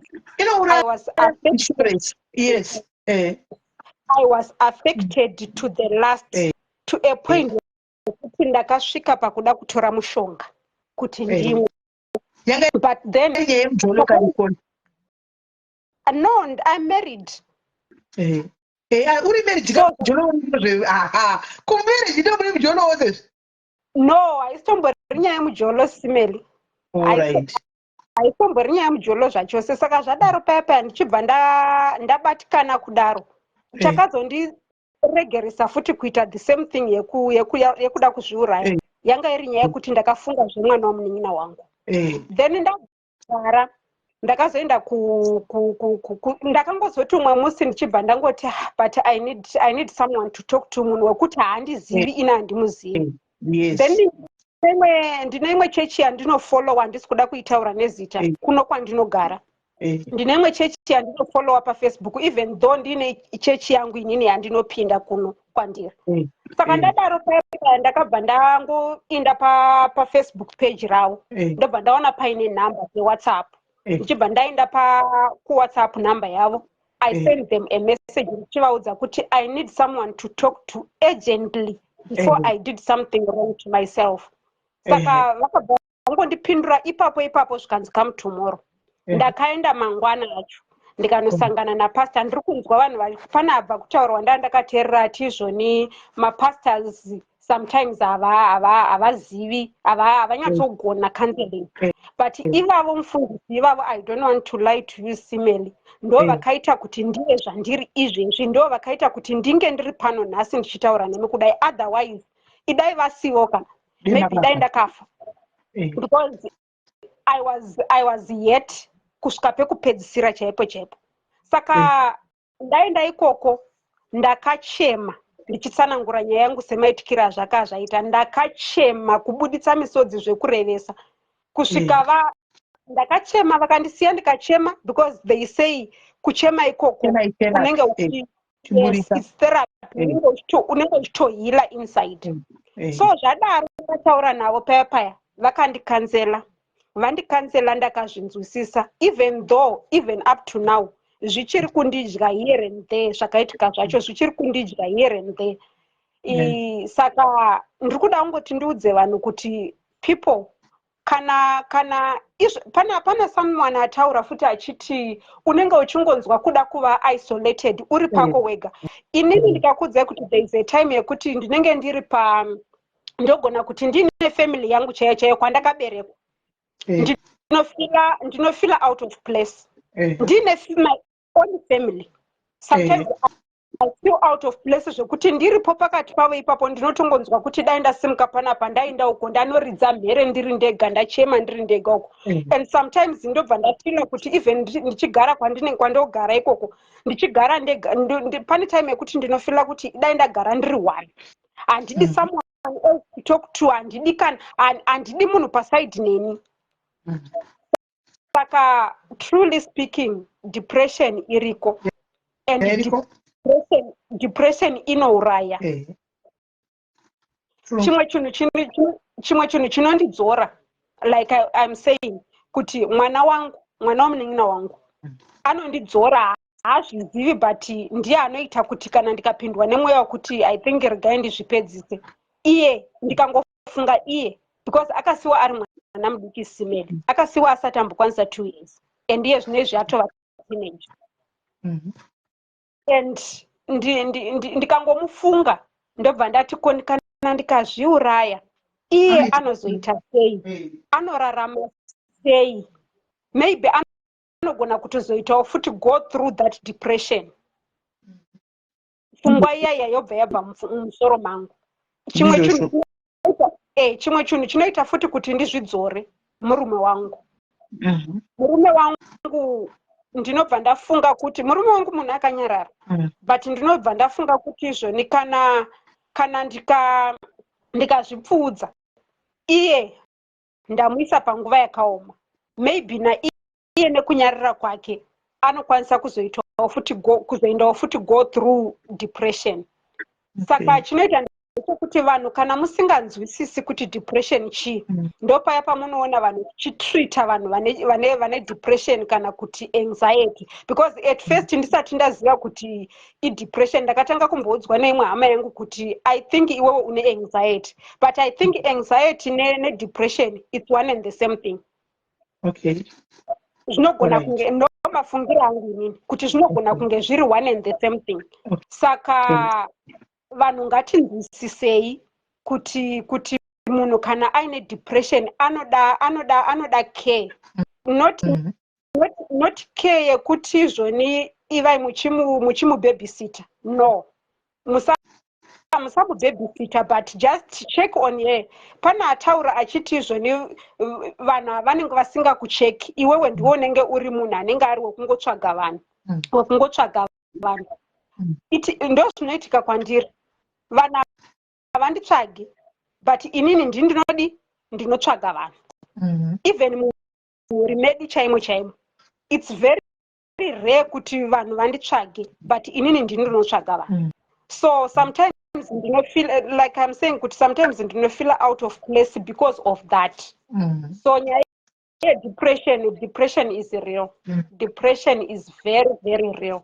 Ndo zvandanchida ngoti nditaura hangu simeli izvozvo ndichazokutsvagai ndozotaura imwe nyaya kuseri ndichakutsvagai kuseri ndozokuudzai imwe nyaya kana iyo yacho yandiri kutaura kuti izvoni I'm going through it right now ndichazokutsvaga ndozotaura neni. Namba dzenyu dzeWhatsApp dziripo papage penyanja alright ndodzamaishandisa dzekuSouth Africa kana dzekuUK dzemuUK pane dzekuUK dzitoripo ipapo page. All right, I'll check them. Ndozo send right message. Right, thank you very much. Hans na perpetual shinyani exactly my situation. Thank you so much. What I call inzwai munzwe guys. Chekutanga point number 1 depression inouraya. Depression inouraya kana wakutoreka mapirisi aunenge waudzwa nadokta kuti mwa mapirisi akwe depression every day guys. Drink them because akafanana nemapirisi HIV. Munhu akasitopa kumapirisi HIV guys anoita sei? Anodi handika kutanga kuditoreta otinga kuonda handika otinga kubuda magudhubai handika otinga kubuda zvinhu zvakawanda wanda handiti kana watanga kuisa pamedication ekunzi imwa zvakafanana handiziva kuti manesi nhasi ari kupe kuUK kutokudai pano nhasi handimaona kana ukaiswa pasection medication uchinzi imwa medication yako uchamwa medication iyi for life iwe ubva wati ndapora because medication iri kukubatsira woona wasimba wodai woti hanzi ndandichamapirisi angu depression unongogona kungofuriza brain dzinongofuriza wobva wadonha wobva wafa kana kuti musoro unongotsemuka kungoti sekuti wararwa nedemo kuti musoro wakadiga mapirisi edepression wobva watodonha pasi wobva watofa kana kunorara ngotauga nakoli kunorara uchamuki saka namanzi imwai mapirisi enye depression guys imwai mapirisi enye depression handi muri kunzwa hakuna chinonyadzisa pawedha kuti depression hapana chinonyadzisa for you guys to speak out kuti panapa handisi kunzwisisa I feel like I'm depressed antimaona hapana chinombonyadzisa dambudziko redu ranhasi nderekuti tinonyara kutaura tinonyara kubvunza mamusha this is how I'm feeling kuti ingave iyo yakada kuti kudini because tinoita judgment yekunzi akutopenga munhu akutopenga bude mutaure guys speak up zvaita mwana uya abuda akataura mwana uya anti-inspire zvokuti kutaura jeni yake yese andimaona yese arumwe munhu azvitauri because andingazviti ndigonzi kudii handimaona ndigonzi chii but abuda akataura guys kona abva akati ndakaenda svika panguva yekuti ndandasvika pakuti ndizviuraye iye pasina mwana wemingi wangu iyeyi dei ndakatozviuraya handimaona because neni ndosangana going through some challenges through a lot in life zvokuti ndanda kutoona kuti hapasina way out rega ndizviuraye handimaona saka please guys unayo depression taura zvakare depression iyi handika guys what happens is sometimes doctors arbitrate doses depending on the severe of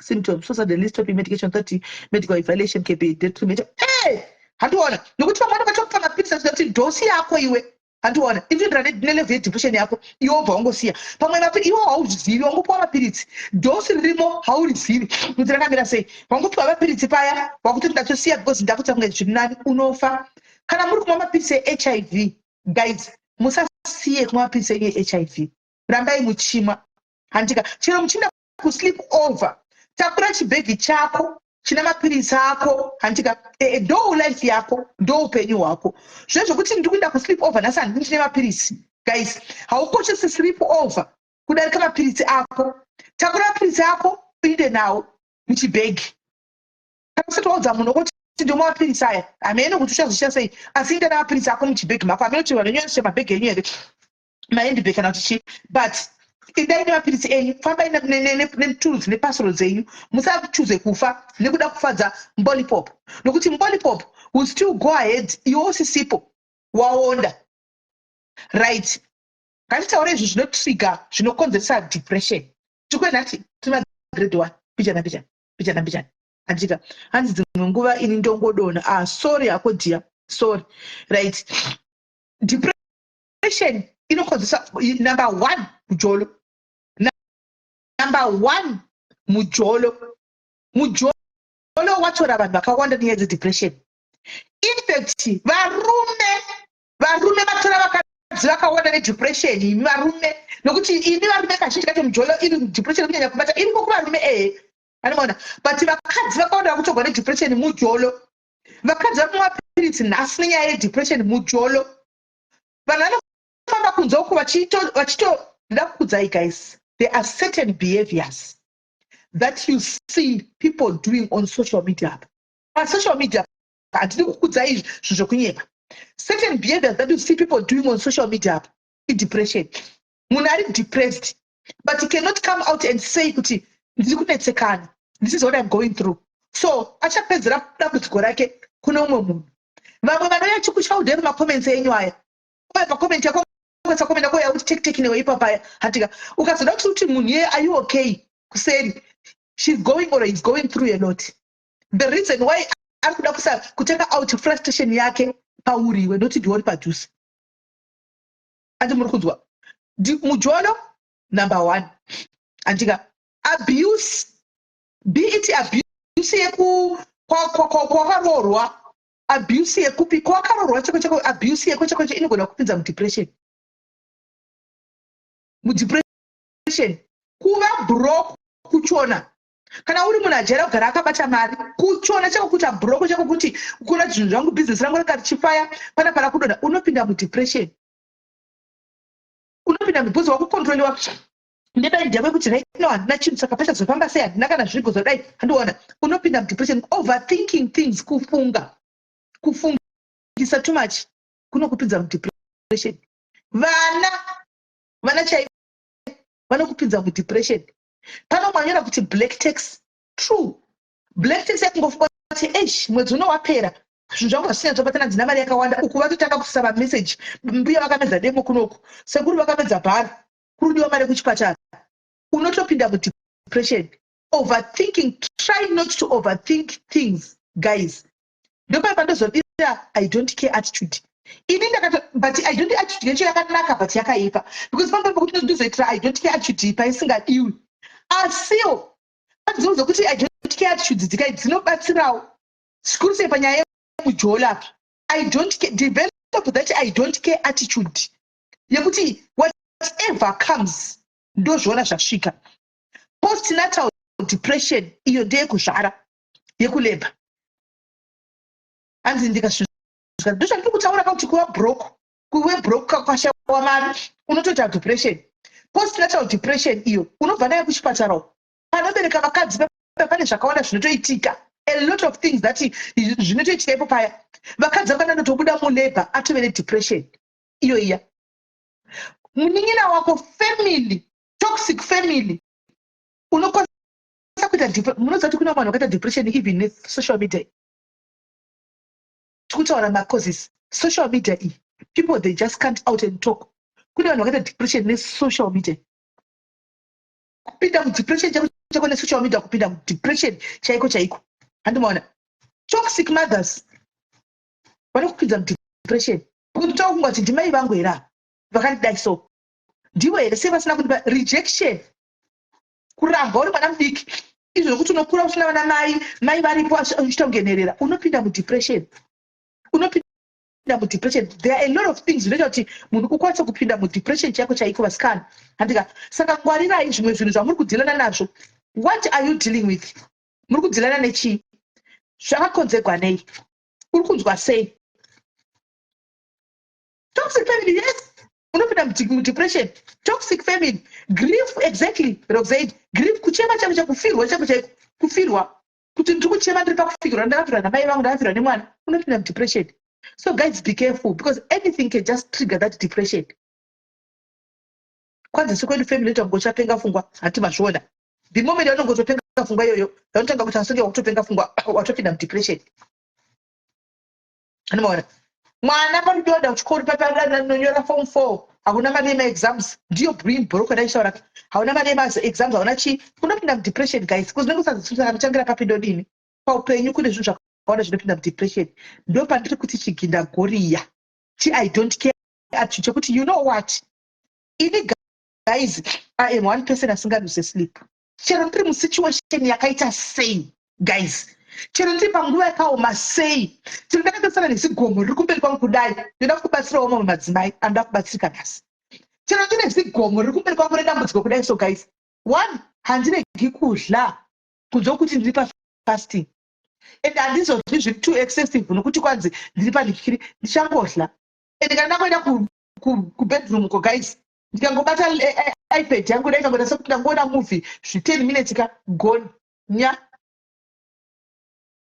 Pane pandakanga ndati depression pandakambondibata papaya yakaita sokuti ndanda kuona pakuti ndikavata kudai ndowa sokuti ndavata stereki asi ndozomuka ndisina kana mbota kareboona kana kuti 1 hour kana 30 minutes ndatomuka. Handimaona zvakakoitika ndofunga 2-3 days but from there ndakatanga kunamata nezvazvo. Handimaona ndinovata guys. Peace of mind. Ndoda kukuudzai chinhu one trick nhasi madzimai vanengina vangu madzikoma angu pano. Chero une gomo rezvinhu zvakaita sei. Handi muri kundinzwa. Chero une gomo rezvinhu zvakaita sei. Sometimes if you have peace of mind, unongoti I don't care. Peace of mind yako yakakosha kudarika kuva nemari. Peace of mind yako yakakosha kudarika mujolo kunetsa mumba. Peace of mind yako is just peace of mind guys. And how do you get this peace of mind? Ini guys and this CV, I guess should I say kuti prayers or what, I don't know. Ndikaona sokuti ndakuda kutaka kubatikana so pachituta songe kana kuti ndiri kushaya ma feelings. Unofunga unotopetsera handizivi. Ndikona kuenda kutsvaka peace of mind so chijuda kundibata so ndinogona kutenderera nemba so ndikukudzai ndinu chimwe chinhu chamusingazivi neni. Ndikaona kuti ndakubatikana so pane chinhu choda ndikakundibata so ndotanga kuti ndakakutenderera nemba kudai ndechingoti kunyepa pane pamwe pokuti handizivi kuti nenyaya yekuti ndakakura mufamily imomo yekuti yekuzvokunamata here sereki kati ndinongofamba chingoti I receive. Peace of mind is mine. I'm not going to accept it. Peace of mind yangu yet. In the name of Jesus. In the name of Jesus. But you don't pay and the peace of mind, guys. You both try. In the name of Jesus. In the name of Jesus. But you don't go to those who in the name of Jesus.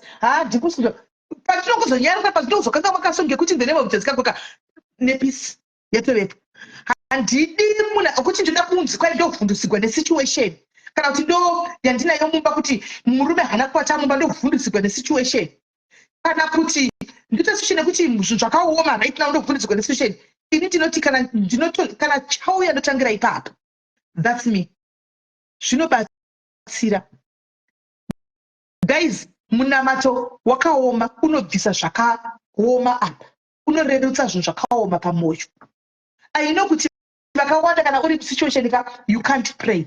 Unofeila kuti ufugame unamata kana kuti ungoti Mwari honai zvandosangana zvo Mwari ndipo pandapinda. Unokonewa kutaura mashoko kana kuti panguva yakaoma. Hani maona. Unokonewa kutaura kana panguva yakaoma. Ndotsanga ndataura kuti sometimes kungotaura sedebedzi uchingo hauna mati. Kungoti nedzaraje iroro wejiroro nedzaraje chete uchingotenderera. Haribudi soko sometimes kana usingagoni kunamata wakaremerwa soko haribudi. You can't simba racho kuti utoti ndamwa hauzvifungi. Hauzvifungi. Ati muri kunzwa hauzvifungi. Asi ndiri kungotika zvakaoma kuda ibhosa mai mugozo yamuchindiudza. Kungoti the name of Jesus and the name of Jesus and the name of Zarajesu and ikoko uchingodaro. Pasina choti uri kunamata. Munamato mukuru iwoyo. Munamato mukuru. Kune vanhu nhasi vanofamba vachitaura vega murodhi. Guys, kune vanhu vanofamba vachitaura vega murodhi nhasi. Vari kutaura murodhi vatinodedza kuti vanopenga. Vamwe vacho havatopengi kana zvachose vanhu vatori normal. Ari kutoita thinking aloud, ari mudepression. Anotaura ega, umwe anenge achitofamba achitaura ega, arikutotira kubhita depression iyoyo. Haachitombozviona totaura ega. Anenge achitofamba achiti hazviti, hazvitomboiti, hazviti. Ega achivava murodhi. Haana chigwere chepfungwa chanacho. Handika, iwe ndikutoona kuti ari hazvitombozviona anotaura ega because ari musituation yaanenge anayo. Kwanzi peace of mind sei. Saka kana usina peace of mind uchaita sei namaiti. Alright, mwana asipinda kuchikoro. Apa pfungwa dzako dziri locked saka uchadi. Saka answer yacho iri papi. Zvakamira mwana asingaendi kuchikoro ipapo ngotoratika aneno Mwari aneno. Aneno Mwari ikoko. Handina zvandingaita. Notofanira kuti uri musituation yekuti you can't hauna zvaunokwanisa kuita guys. Makambopinda musituation yekuti hauna zvaunokwanisa kuita. Makambopinda musituation yekuti unatsa kuona kuti mwana uyu akadzingwa. Asi kwanza kuenda kuchikoro hapana mari school fees. Iwe wacho hauna kwanisa kuona mari school fees yacho. Tori musituation iyoyo. Saka chero kuti kwanzi ndichafundo Mwara inobvepi mari hapana. Chero kuti uchi udini hapana. Kudopa uri papo. Saka chiri best chi kuti uti saka ndogotanga kuti wofa hapo kana BPO net depression osiya mwana ushu. Nenyaya yekuti you can't pray for your peace of mind because mwana achipinda kuchikoro. Hands music. Vamwe vanohila nemusic, vamwe vanobatsirwa nemusic, but pane papo kutogonosa maheadphones uchinzwa music, hapana chinongochiwa, unongochitongowa munge zvidrum zvingoti ngunjuru zviri mucheve. Ukati uinde paTV, unenge wangoti masoba chauri kuona pahouse, you're not even concentrating. Hapana chiripo. Depression inozviita guys. Inozviita. Vazhinji vedu nhasi, truly speaking, vazhinji 98% yevanhu vari kufamba nemadepression. But for my depression, mental health iriko guys.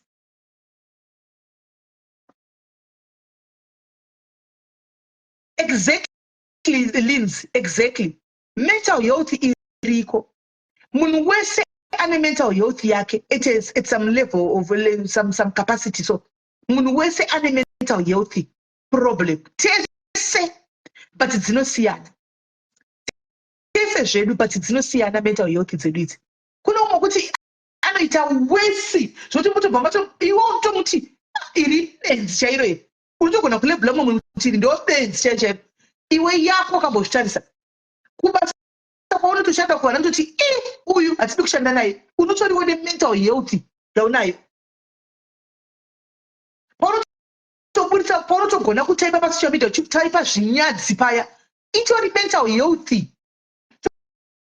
To be told, it's not mental health only going on because munhu asina mental health problem ka uchitema kuti ndoda kutaipa words kuti pama hana kuita kuti ba kuti what am I typing zvikuonekwa nenyika yese to type mental health tori nayo but iwe uri kuona sako yako insane nani yeuyu ari kubvisa yebhe uyu iri wese kana kuti uyu yakutara zvitori wese newo unayo mental health unatori nayo mental health. Unayo mental health. munhu wese tichivamba patinai unomana kuti aizimai rinotopenga chete anotoona ine tinopenga ndopenga. It's true, it's very true. Ndotopenga ndinotori nayo mental health iyoyo, asi iwewo uri kutotonga kuti ndinotopenga. Handiona uri kutopengawo utoriwo nemental health yaunayo, but hausi kuona the fact yekuti wauya panapa paka watongoya kuzonyora kuti ende zimai ropenga, unotopenga newe unotoona mental health because wanguya ukunyora watumwa nani, wanziwi nani, waitwa sei, unotogwarawo nemental health. Hanzi, it's very true. Some people are suffering from childhood traumas, family, toxic parents, problems, sibling rivals, and kuzonzi pangu in mental health. Zvitaura zvese izvozvo kuti zvese izvozvo zvinhu zviri kutoti vanhu vari kufamba pamaproblems anotaura ese guys apa. Pane here pangu atina inondinetsa. Ngataure chokwadi guys. Kana uripo tokuda kuti utaipe uise chioko kudai. Tati mujolo number 1. Tikati family, toxic family. Andika toxic family tukuinclude vana sisi, vana mai, vanani vese imomo. Andika tikabva patoxic family tikapinda pa black tax, tikati being broke, andika tikati grief. Pa5 dzataura idzi hapana here pauri kusafa iwe apa. Hapana here chaungati ndine mental health ichichi ndikutosafa right now. Hapana here.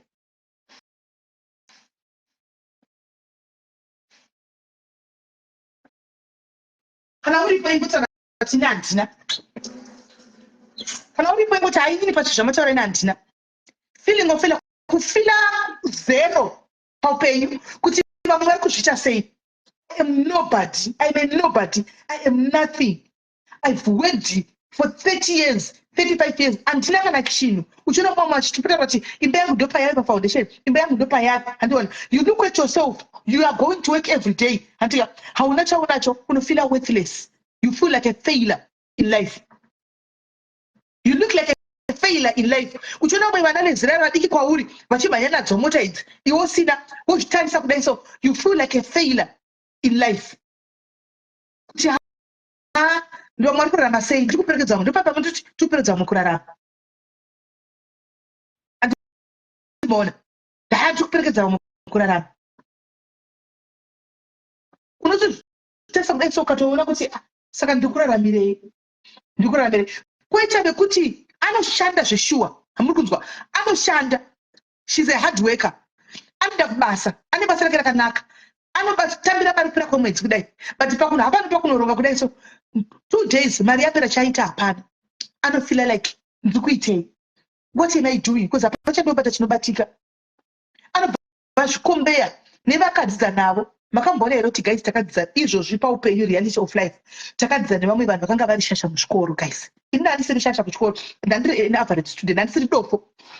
I was an average student. Mona because ndaitambirawo kuma number 7, 8, pamwe ndakabota number 4, hanoona pamwe ndikabota number 15. Handi mashona tina takadaro ndatisiri madofo. Kune vanhu vekuti chaitoziva kuchikoro right now presently wokuti waiziva kuti every day anotora ripoti anenge ari number last, vanhu vachirabhira maripoti kudai. Uyu aingota number 42, 43, 44, but you look at them right now, izvozvi vari kumberi kwako. Ndikunyeta here guys, you look at them right now, vari kumberi kukumberi, asi anga ari number 43, 44, 45, class yayo ine 45 students izvozvi, asi right now ari kurarama kaupenyu kuti you look at yourself, you want to waigara uchitora bhuku every prize giving day, waitora bhuku kudai, unoita ngocha kuti ndikurarama chirudzii, ndiri kuitei. Uyu munhu raive dofosho kuchikoro, tichitomuseka kuchikoro, taisekana kana munhu akafaira tichitomuseka, but nhasi ari kurarama so. Inini nditori nedigiri rangu renursing, ndine digiri rangu rechakati, but ndiri kutambura kana pekugara chako handina. Ndikutadza kuti ndivake kana chi1 room zvacho. Kunopinda mudepression.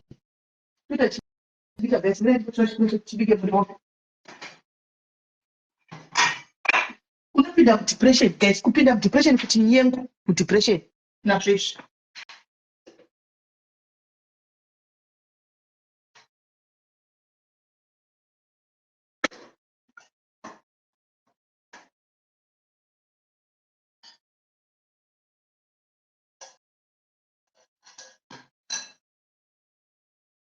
unopinda mudepression nazvo, kufunga kuti saka ndakatadzei, ndakaita sei. Guys, ndopatinozongoteduka. It's just that kuti social media is brutal. So sometimes when it's brutal, unopeswa kuti rega ndiite brutal so that I fit in the brutal family yoyo. Because unoitwa yes, but chaiko pa reality of life, guys, it should not supposed to be like that. Ndezvokuti ndikatoona kuti uyu munhu uyu anenge asina kutokumira mushe, kuna unomubvunza, my dear, are you okay? You might hear shocking things. You might hear shocking things.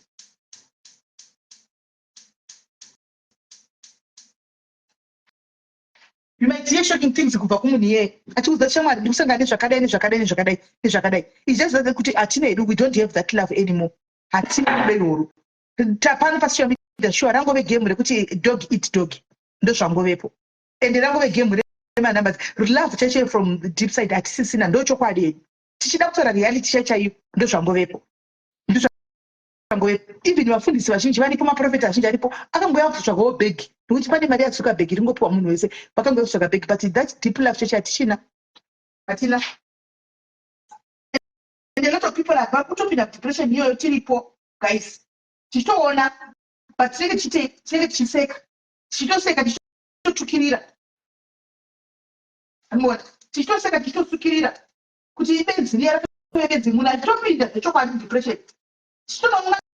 Chitukirira, guys, but munhu atorwara pa munhu atopinda mudepression because hatisi kutoziva what she's going through. We don't know what she's going through. Chichiri kuitika hatisi kuziva.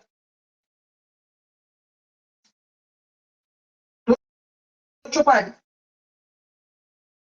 osuka zona tichiudzana kuti ningi uyu hatina kunyatsa kutokwana. Pandataura kuti nesu tese mental health itinayo tese, guys, tinayo tese. Hanzi Mwari wacho sei isu asingaticheuke. Mwari anonzwa wangu, Mwari anonzwa. Shumbress tienda nyora shumbress. Mwari anonzwa ende Mwari anocheuka shumbress. Mwari anonzwa. Ndoda kukudza ipapo. I want to assure you, my sister, Mwari vanonzwa ende Mwari havana favor. Handidi angudzika gejo ipapo, handidi kupadzikisa gejo ipapo because asingataura nezvaizvozvo. Animaona? Asi Mwari vanonzwa. Hakuna Mwari havana favor manje. Munhu chakanakira Mwari havana favor. Havana basa kuti ndiwani, ende havana basa kuti wakadzidza sei, ende havana basa kuti unozviti uri ani. Mwari ndiMwari ende Mwari vanonzwa. Problem kuti Mwari sometimes asatinzwe zvinhu zvatinenge tichitema panguva yaMwari chaiko pamberi paMwari is because takadai. Mukona ndakaita zvikaisi, ndakatanyanga kudai, ino ndakapfeka palasi, ndakatanyanga kudai. So guys, saka Mwari vanokunzwa sei? Hausi hot, hausi cold, you are lukewarm. Vanotinzwa sei Mwari? Kumunamata Mwari tinomunamata, tinoda kumunamata, but tave kunamata Mwari zvisiri kubva pamwoyo. So rako dia takunamata Mwari zvisingabvi pamwoyo, zvazvokunoda kunamata Mwari.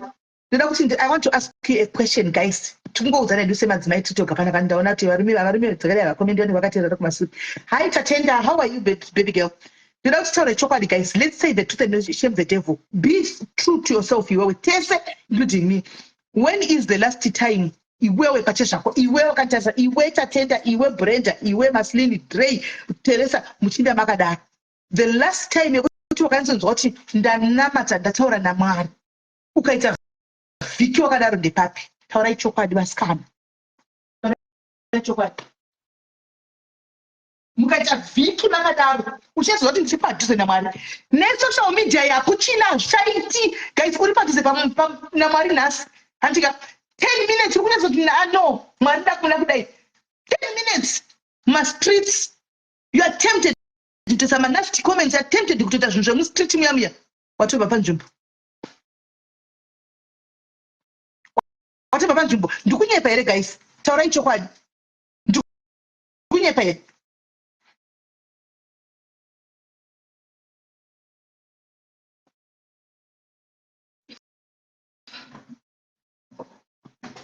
Kusvipa 30 minutes. 30 minutes, I want to have 30 minutes of prayer. Taurai chokwadi, guys. Taurai chokwadi. Be true. Let's be true to ourselves. 30 minutes zekunamata. Ndiani achiri kunamata 30 minutes of prayer anenge achiti ndinosarira kufacebook asi kusocial media guys na 1 o'clock uchinga kuenda kutoilet unotombodongorera pafoni kuti zvichikuitika unotomboenda kusocial media kufacebook. Am I lying guys? Hanzi Mara, you can have a church is a building, my young sister. Church wombe ndiwe moyo wako uriweka kumba. How often do you kneel down and pray? How often do you wrestle with God? How often do you talk to yourself? Kuti Mari, this is the situation. How often? Uchimuka makuseni. Uchimuka katipa usiku inda kutoilet kudai so. Unotombovhura kafoni kudongorera kuti ndione kuti kufacebook chichi kuitika. Vome kutiktok achidongorera kuti tiktok chichi ndasarira chichi kuitika. Because the devil akaunza macamping chair, akaunza matende, akaunza mapakatwa nemapfumo akati pasocial media akauya kuzogara pasocial media. So no matter 12 o'clock, no matter 1 o'clock, no matter 4 o'clock pasocial media chete panenge pane activity. Ndikuye 24 hours pasocial media panenge pane activity. Social media has destroyed us. Tose with shida tisingadi chida kuzana chokwadi checho depression is that tikutaura nezvatsopana paka zvimwe zvichina kuzvikonzeresa tega without laying. I was laid down by God, so I hardly pray. I now live on my husband's prayer and my mother. That's why you are wrong, Tatina. You have to go back, my sister. You can't live on other people's prayers. You have to go back. God needs you, not your mother's prayer. Yes, but you are now a big person. Where are you? God has not let you down. You let yourself down. You let God down. You let God down. God man. One ndinoziva ukuthi ndinozvifunza kuti asi anonamata sei checho. Ndakapinda mumba kwake guys. Ndakaona pabedroom yake akaisa padhoo kuseri kwedhoo akaisa bepa ranga rine zvinhu zvainamatira. Ndakaona more than half of the things akatika kudai. Ndakarega kubvunza ipapo ndikati I want to see. Half of the things zvakanga zviri ipapo anga ari maprayer points zvanga zvichitikwa chinenge chaitwa chinotikwa chapindurwa anotika. Half of the things ndobva ndavabvunza ngati prayer list iyi ndeyani zvikanzi ndeigore rino. That was last year. Zvikanzi ndeigore rino. Ndikati masara ne3 zvikanzi zvikuitika. And the last yakairi palastika yakaitika. Yakairi pana last prayers ake yakaitika. Ndipo ndakaona ndakabvunza ngati munonamata sei. I think vari kuprayer group kweduko. Vari kuprayer group redu refasting and prayer iro rediaries. You can attest to me munhu yeshe zviketa sei every day cheke mavhesi. Language yake ndeyekwaMwari. Handisana kuona zvakadaro. Language yake ndeyekwaMwari. Chero aposte mavhesi, chero aposte nezvekwaMwari. Muprayer group munhu anokupai mavheses every day. Rakaiswa naMwari zuva roga roga ndiani? Pindurai. Munhu yeye hamutomuzivi. Vakaona ve. Ndakasvika kuti Mwari iyi faith, level of this faith ndoida out. Level of faith iyi Mwari ndotoida out. Because Mwari vari kunamata mukadzi uipa ndikutomuda out.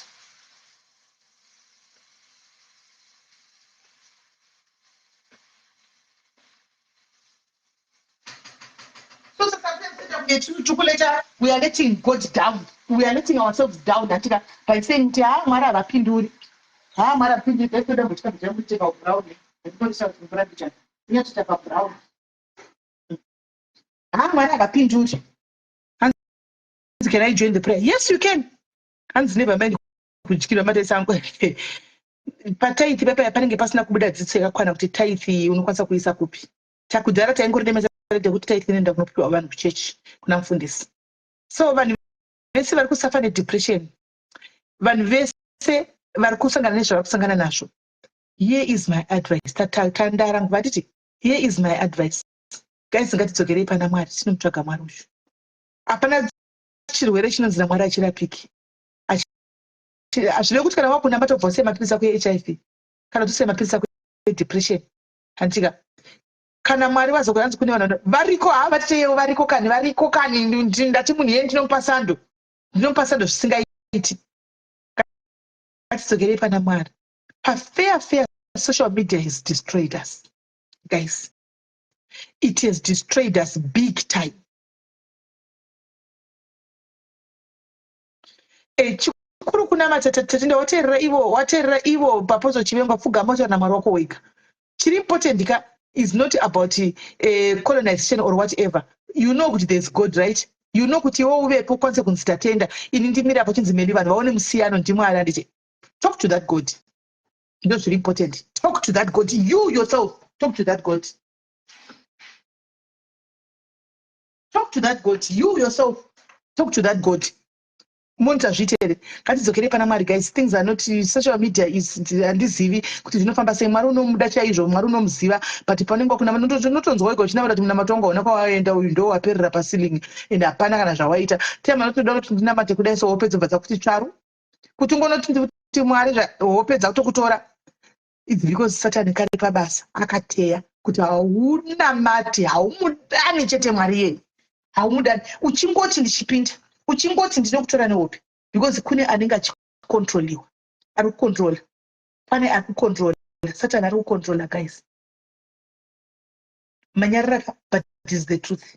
Ndambozvitaura ndambokudza ipapo ndikati ndiudzei chakanezoti ine zvakaoma kapinda kwana ndotaura chokwadi guys ende kumaprayer ana prophet magadzalino ende kumapeji ana apostle chigodora munoti kune vanhu 40 palive apa vanenge vachipomba pari vega uchipomba pane vanhu vavo 40 vachipomba kune vanhu 40 you know ukasvika paumiri for 2 seconds tarai chokwadi unongoti uchikwisa chiameni chako chidarika zvekutotora mukonzi kudii hautozvizivi kukanzi ndatanga vatanga vari kutuka aha maita sei munozvana denga gera rakanaka tukwenda tese andika mutuki akutuka zvakataura tese keka yeupika nikomezi chinenge chichiramba wakadzvanya famba ipapo zvinotoda kuti hakuna nodzora mumwe tukwenda tese gera hakuna nodzora mumwe takangofanana titikuita kugudza mudungo chakanaka kugenda komezi rambai vakadzvanya ipapo say it again rambai vakadzvanya ini ndiri busy achikuzi ndopanongona kuti tese kana gena yacho rakatotimirira gena takangofanana. We are all equal, we are all the same WhatsApp group. Hands my prayer orders tina matiro mabhatsi sina simba pamwe pacho shumbe sofa kuti usimuka wega wangu ini ndo pandatatoeka paupapo kutora baba kuti ina nditoziva kuti zvinomboitika kwandiri mumakambozviona guys. Amen. 2 minutes don't go talk so zvacho guys tinozotora hedu chiteka kudai but it's true.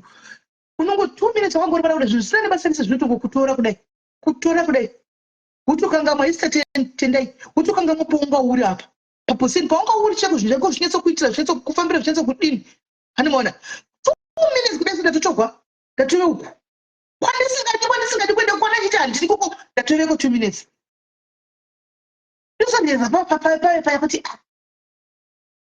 saka ndiko ndatove ini ndogona manje kusunga ndichidzoka ndoga izvozvi nditori mubichire kugwani I'm fighting myself I'm fighting ndega ndine munhu wandakaapproacha nezuro wandakati my sister I don't know why I approached that person ndangoti you know what my sister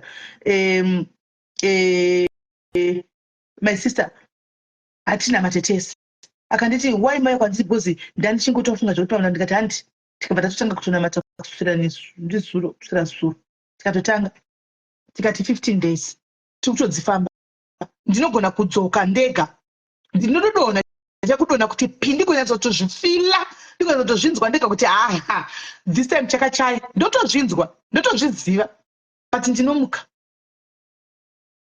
As a mother of a teenager, I need to be in a position of praying. Imagine if the devil is fighting us, what more? But thank you. Can I almost like to teenager? Nobody had any vanilla yes. Nobody will be never drugs. Because after couldn't get that. Who put up with it? You were not able to tell what hooks at mine. Hooks at mine.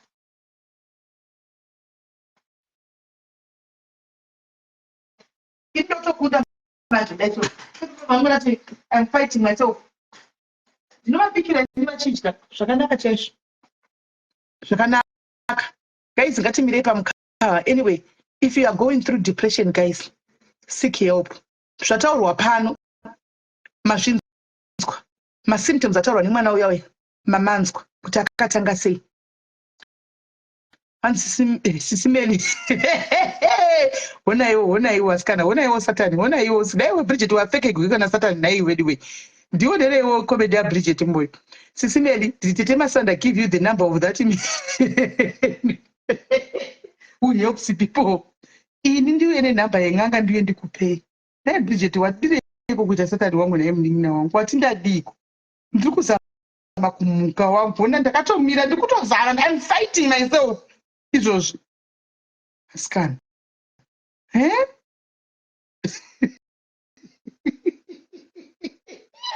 Bridget. Tete Masanda vari page kwavo vane namba. Andika. Indapo unoti tete tokumbirawo namba yamudhara page uko vanokupa. Vanokupa namba yamudhara. Vanokupa namba yamudhara vanokupa tete. Ini ngomira wangu. Ini ngomira wangu. Ngotimire mbijana. Ngomira mbijana wangu. Ngomira. Zuka ndiye munhu akatotuma manje kutiparadza. Zuckerberg nevachaina yekuTikTok ayo ndo ma-agents makuru chavo all in the name of mari. Hanzi the love of money is the root of all evil. Hakuna munhu asingasadi mari. Saka zvatiri kutoita ende Zuckerberg akatonyetsa igara ende I give up guys. Amen. Zvakungodawo nyasha guys. Zvakungodawo Mwari. Anyway, pane ane chekutaura guys sati ndaenda. Tambotandara. Pane ane chekutaura here. Nangoti ndikusimudzire yangu guys. Mukaona sometimes unodzama ndotadza kusimudza muti tazvitaura shishi but you fight wangu. Ndazvitaura kuti kana uri panguva yako madzimwe nguva imba just pray, imba ma-worship songs. Worship inokusvitsa paprayer. Uchitadza kuna matodaro zvinoronetsa kana paproblem. Imba put a worship songs, start worshiping. Worship unosvika pasong yekuti inokusvitsa paprayer. Wega uri wega utodza kuti zvatouya. Worship. Thank you, Brent. Tatotaura chenge uzodzokera kumashure shauterera live. Tatotaura nezvazvo.